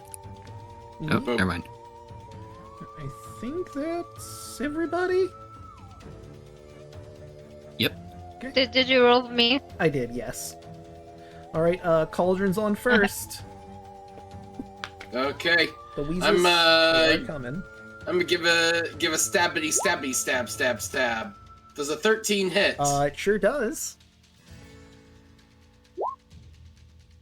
10 solution dommage. Ooh, Heaven or hell, let's rock. hell yeah. You manage to get a good amount of weasels as you swing your greatsword through them. But there's still some here and there still itching for a fight. Do you have any bonus actions that you wish to declare? No bonus actions. I'm saving my smitles for the biggle fights. That's fair. That will bring us to Anne then. Putting away the cup. Just hearing the nonsense, she just turns around. Stares at these boogles. Possibly, the result of the suffering of this house. She sprints forward. Appears. Can I occupy this space up here?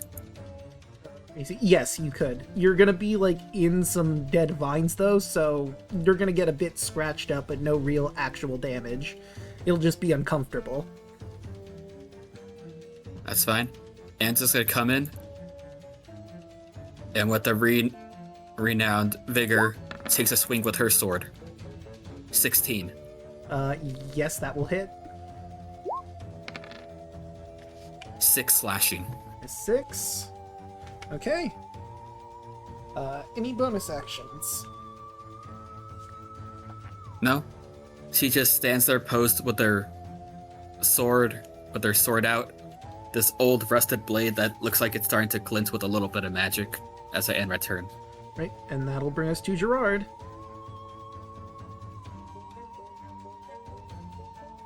Take Rashmi's space for just a hot second, and I'm gonna smack him with the battle axe. Hell yeah. Oof, 11. Yeah, that's just barely not enough.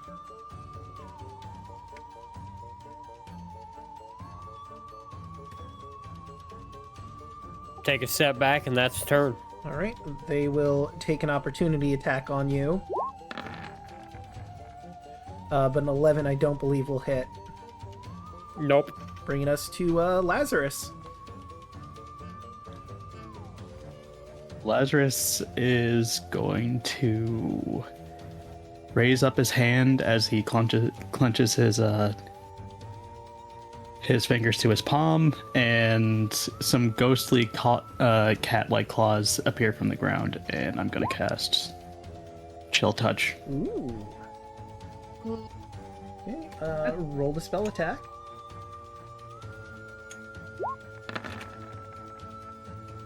Ooh. Natural 1.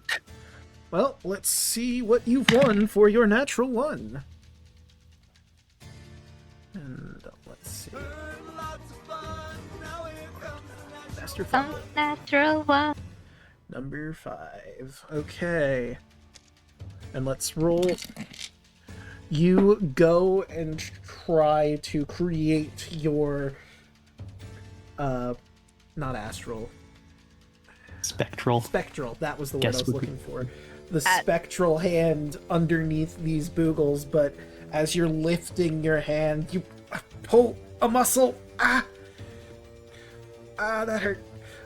Your movement speed is reduced by 1/3. You have disadvantage on dex-related ability checks and dex saving throws for a single round. I only rolled 1 on the round, so not too bad. Sweet. I don't got anything else. Alright. Rush me.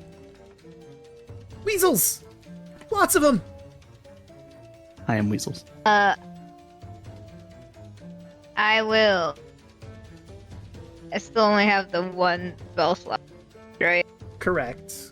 I mean, you could bap them. They are in range for you to just smack them with your quarterstaff if you want to do that.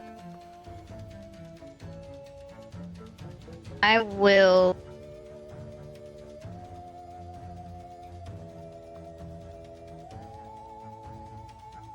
Punch the shit out of that thing.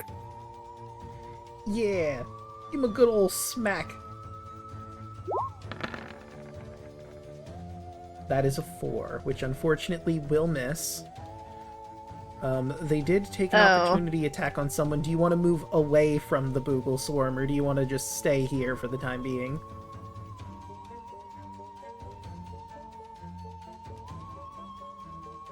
I'm not a tank, but I will tank. Okay. Which brings us to... I think I'm the only one who has, like, close to full-ish health, right? Comparatively. Yes.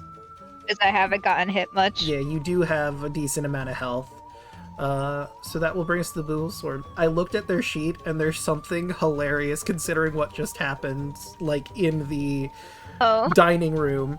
So you notice as the weasels start sniffing the air, and they all look at Mary, seeming to have picked up on the sugar that is in your hair.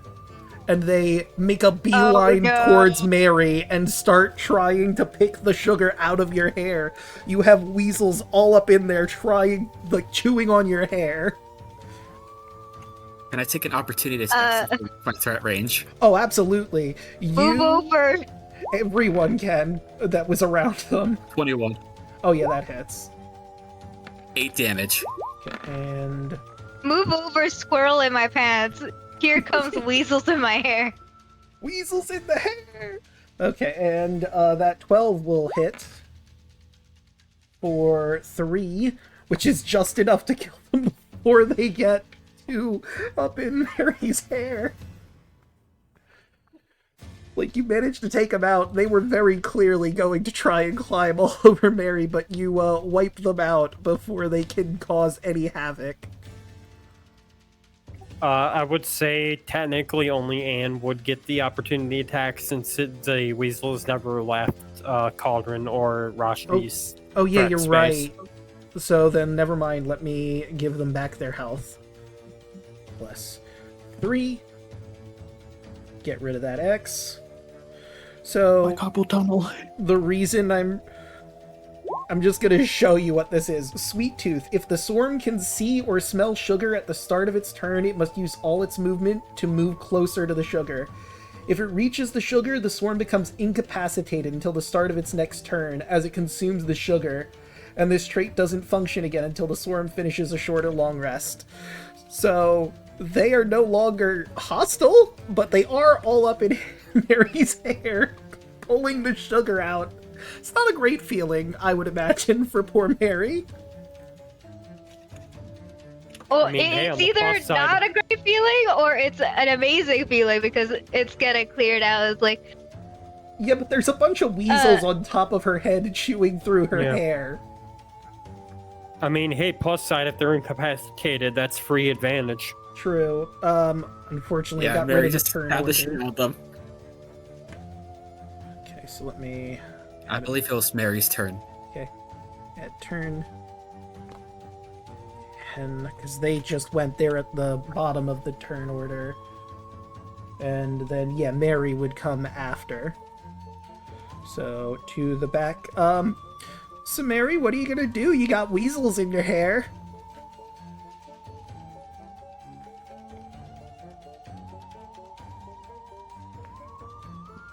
Let's see, in cat.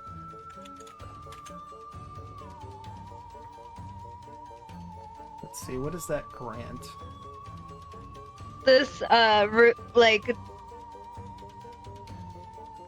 house they were doing by adding that thing into the weasels. Whoops, I just... They knew someone was gonna get, like, sugar somewhere on them.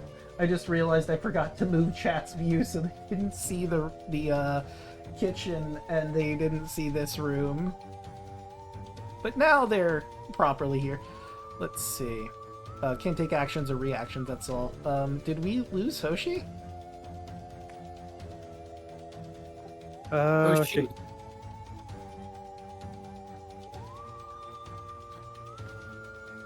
He might have stepped away for a second, or is muted. Add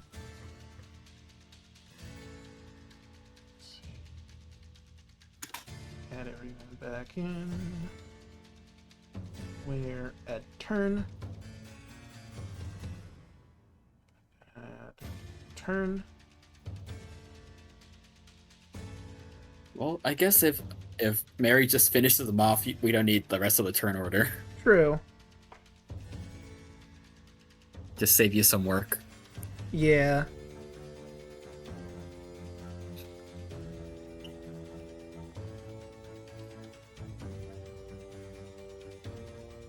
I mean, I guess if you just want to auto give them a melee attack. Yeah, I could do that. I'd imagine that would be Mary's response. Yeah. They do have advantage on an incapacitated target. No, I think I looked through it. Incapacitated just means they can't take actions or reactions. We're gonna go with the dagger because I don't think they're gonna swing a short sword into their hair. Call it a hunch.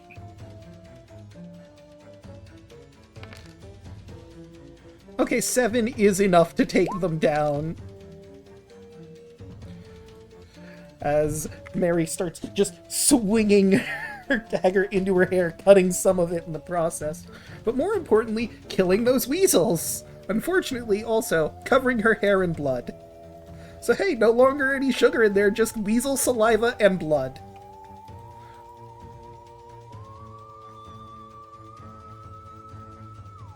Which probably made the sugar just sticky in her hair. Yeah.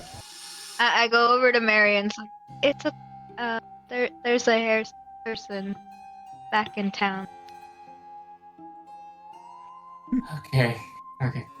My bad. I zoned out badly. Oh. So, did you miss what happened at the end of that combat?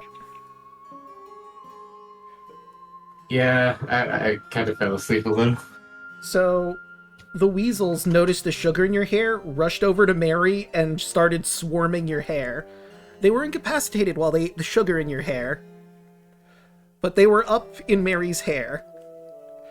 And because you were sort of zonked out, I rolled the attack because I imagine you were use your dagger to try and kill the weasels, not your short sword that were up in there.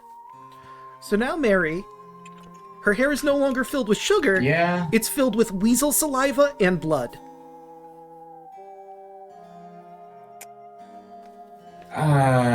Okay. It's okay. There's a person in the town that can help with that. Okay, please show me where this thing is. I'm sick of this house already. Seems like the house loves you with the weasels. Mary still turns her head towards Lazarus. Lazarus just has a hand on his cheek with a smile. Is there still? Do you see that car? Oh, you cut out a lot there. What were you Oh. saying? Still? Well, Yeah, we didn't get any of that. Yeah. maybe Yeah, I didn't get any of that at all. Unfortunately. You're really cutting in and out really hard. Oh. Okay. Oh no. Okay. I don't know why though. Okay, now you're coming in I haven't clear. done anything different. You're coming in clear Okay. now, though. Is carpal tunnel? I think I'm doing better now as he just shakes his hand. But thank you for the concern.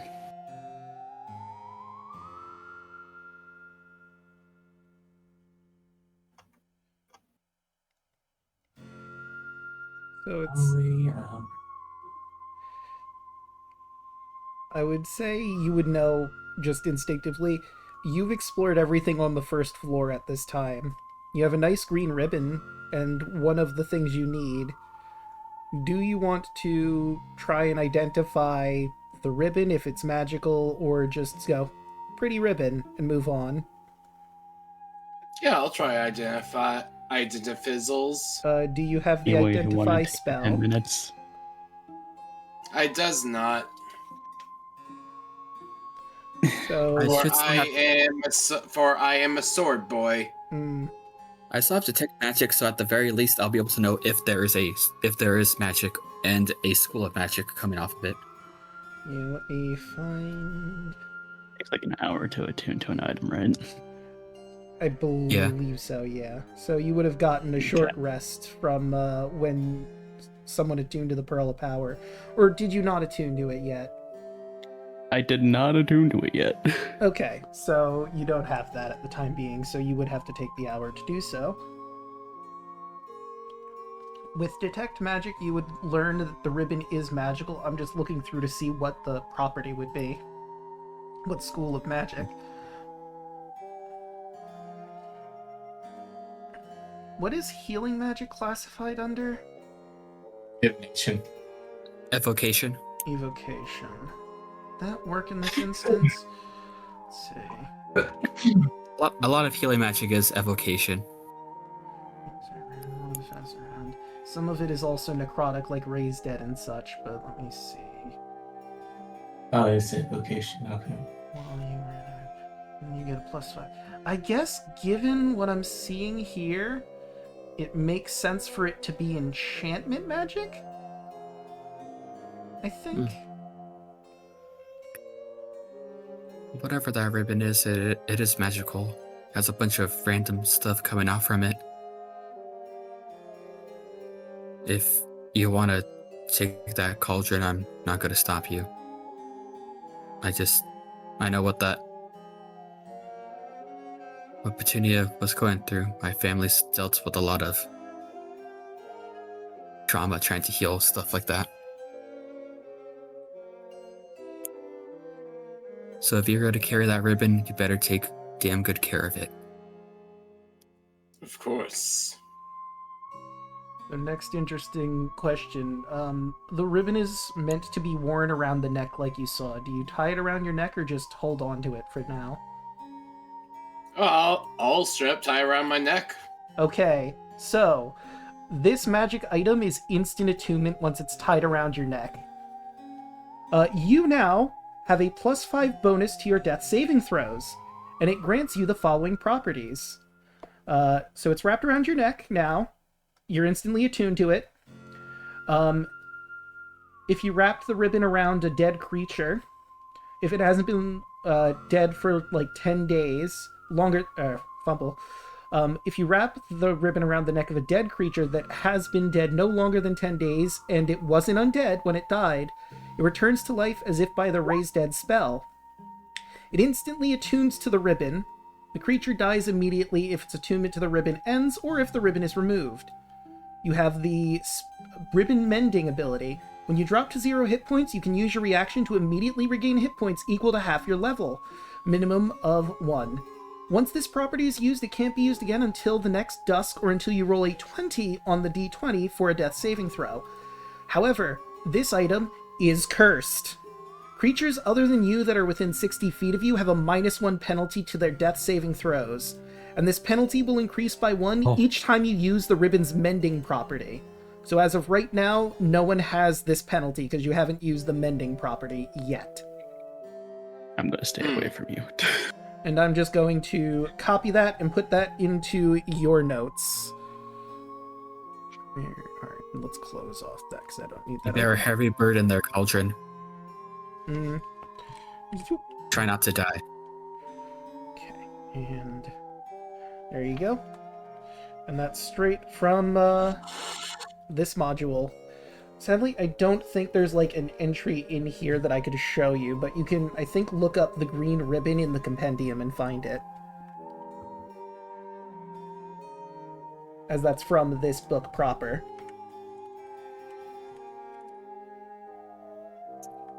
Yep, it's in here, so if you just go to the compendium and type in green ribbon, it will give you all the information as well. So hey, +5 to your death saving throws, hooray! Good luck, everybody else! Yep, and you just curse everyone else. Again, the curse... It's not like we have people who die very often or very easily. Yeah. Again, the curse hasn't procced yet because he hasn't used the mending ability that the ribbon gives him. But once he does, y'all are gonna have a -1, and every time he brings himself back with the ribbon, he's going to increase that from -1 to so on, so on, and so on. I could just choose not to and just keep the passive +5. Yeah, you could.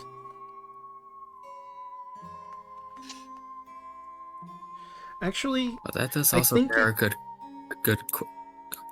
looking at this, I think it is just the -1 at the beginning. It just increases every time you use the ribbon's mending. My apologies. So the curse is active. So we all have -1. Yep. But hey, as long as he doesn't use ribbon mending to bring himself back up immediately, it's only a -1. And Great. of course, Cauldron has all that information in his head as he immediately attunes to the ribbon. Oh, jeez. But Combat's gonna be a little bit more fun now. Supposed to mean.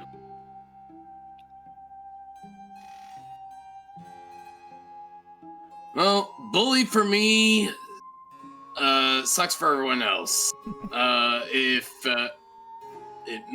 It's a little harder to come back from near death.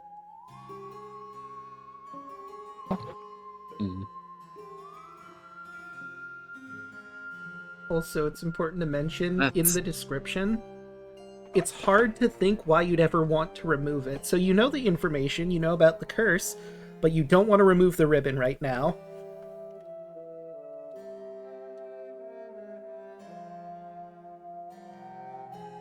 Well, then you just better make sure that none of us go down then.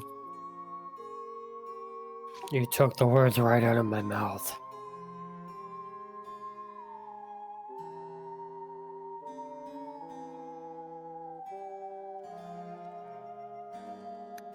Alright. Then let us proceed then. Oh. Do we want to go down here or through the other door? If And the I'm other door right, goes to the same place, so... I think the other door goes to the Yeah. Ouija board. Yep, the parlor with I the mean, Ouija board. Do you want to try to get in a long rest in the Ouija room, since it's probably the safest room here on the first floor? Should we long rest in here? I will say We could that try just taking a short one at least. there are 3 different doors into this room that you would need to keep a watch on, but hey, I mean, you were probably going to keep a watch anyway. Alright, everyone, let's get into this room.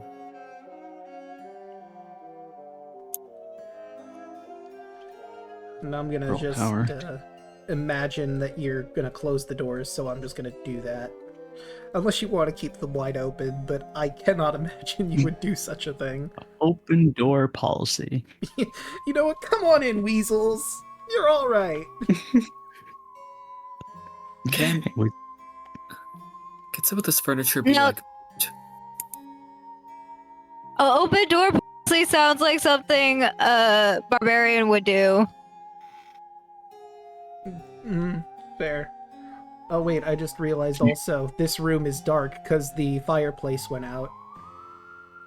So let me just go back to no daylight mode.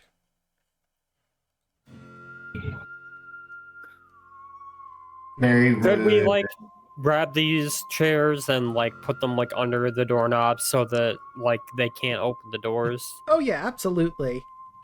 Like, the Yeah, let's chairs prop aren't, the doors. like, held in place. You could very easily just pick them up and put them in the doors so it's not able to be opened. Mary will sit in front of this door and lean up against it while they're doing that. So just in case those chairs happen to move somehow, if the door opens, I'll fall. I'm just gonna attune to this pearl power. Understandable. That's still Alright, fast. everyone, short rest time.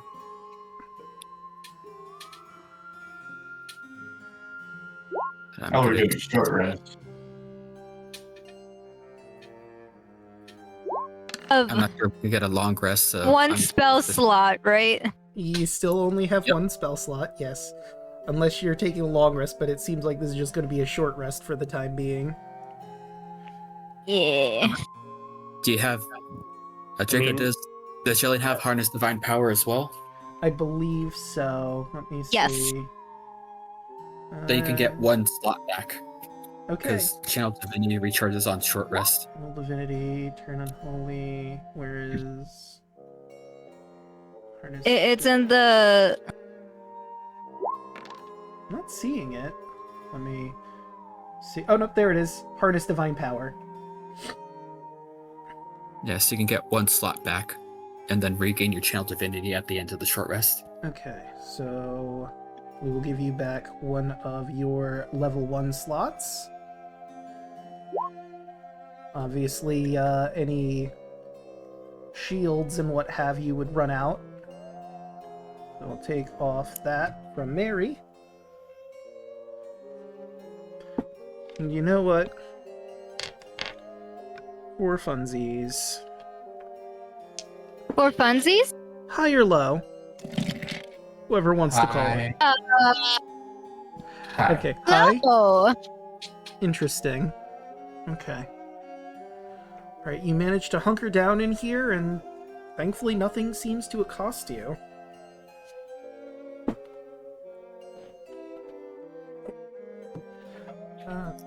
Is everyone good to keep going, or would this be a good time for us to end? I think this might be a good time to end. Okay. Alright. You've managed to clear the first floor. but there's still a few more floors to go. Second floor, the attic. What will you find in the rest of the house? Well, everyone's just gonna have to tune in next time to find out. On this thing that we are doing. It feels like a miracle that I was able to join in any capacity, so glad I'm able to take part. Yeah, I'm glad you were able to come on in. Ways than one. In more ways than one.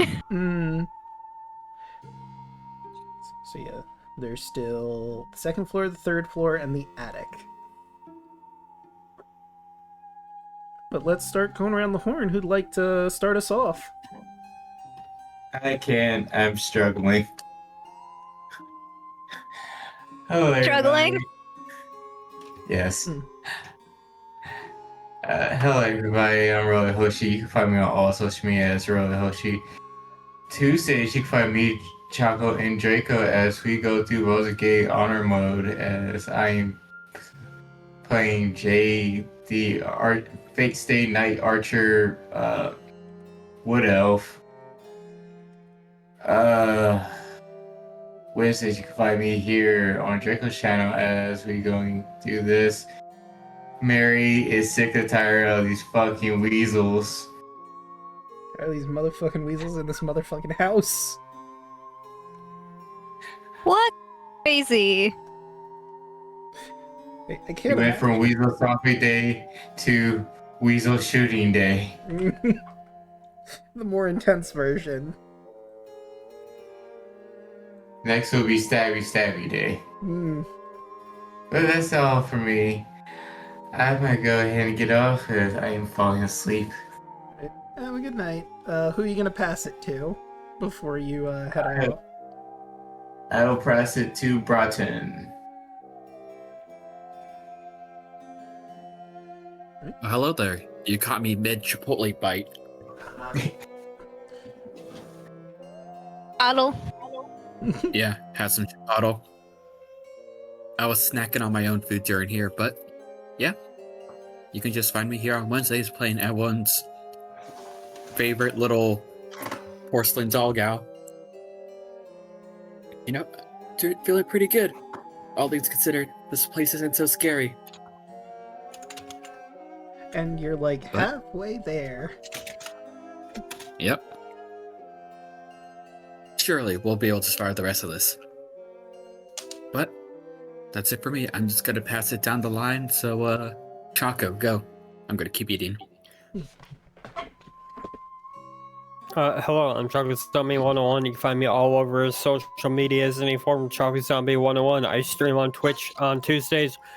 Me, Draco, and Hoshi are doing our honor mode Baldur's Gate 3 playthrough where I'm playing Segura Bloodborne, the Tiefling Blood Sorcerer.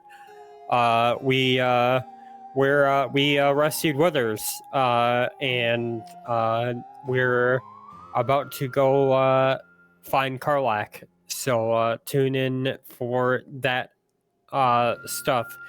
Wednesdays you can find me here on Draco's channel for Crooked Moon and occasionally Obajima if we have to use that again. And earlier in the day on Wednesdays for the moment, possibly Tuesdays later on, you'll find me on twitch.tv/twitchtheperson for mine and Cryptic's Power Rangers Cyber Strike campaign. Currently on hiatus until probably next year, but maybe we come back for a one-shot. You never know. But knowing's half the battle. Yes, and knowing is half the battle. But that's all I got. Cryptic. Hey, I'm Cryptic Saigen. Find me at twitch.tv/cryptic_Saigen. I do World Domination Wrestlings on Saturday nights. It's a crazy-ass wrestling show. We have some fun there. And yelling. Hello, I go by Yellingatme. You can find me on most social media platforms as Yellingatme, as Yellingatme. I am still in Sri Lanka, hence the scuff, and also speaking of Sri Lanka, I really, really, really, really would love if people would to donate.gov.lk and find ways to donate money, food, like any type of items. Like, a lot of the places are in dire need of supplies, especially medical supplies. I cannot underscore this enough. There is fever being spread around. And we also have dengue or dengue. I don't know how it's pronounced. DENGUE. That one. That one's being spread here through mosquitoes. We've always had that being an issue, but with flooding, it makes it worse. Yeah, that makes sense. So please, we are definitely in dire need of medical supplies specifically, and if you're able to bring, this is more like large scale stuff. It on the larger scale side, if you know how to get like helicopters or other like means of seeing through to find people, because telecommunications for the most part got cut off from all the flooding, mudslides, landslides, high winds from the cyclone. We're in dire. It's like some people are locked, like physically cut off from means of getting resources as well. So if you have expertise in this, I am pleading with you, please come to Sri Lanka and help out. I know there's also a situation in Indonesia, Malaysia, Thailand as well. They also were hit by a cyclone, I believe. So they also will need resources.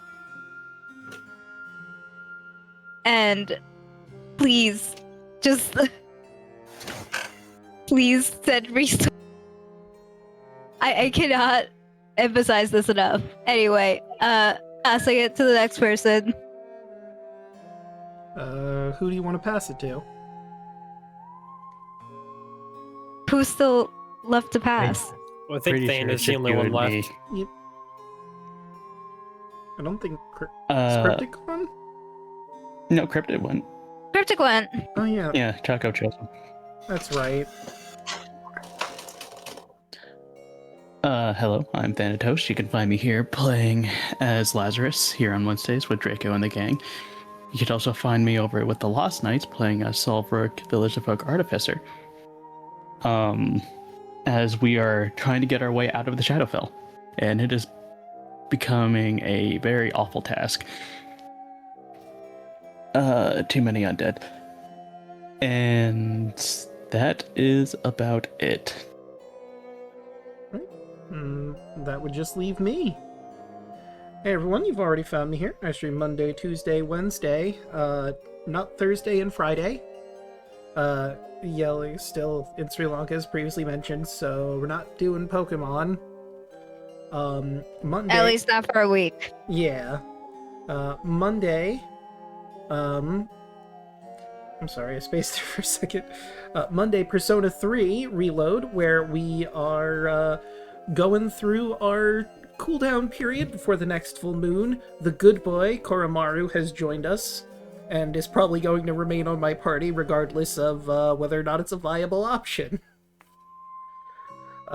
Tuesdays, as previously mentioned, you can find me and Shaka and Hoshi here as we go through Baldur's Gate 3. Wednesdays, you continue with our heroes here as they try to make their way up to the second floor. What weaselly horrors will they encounter along the way? You'll just have to tune in to find out. But with all of that said and done, how about we find someone to raid?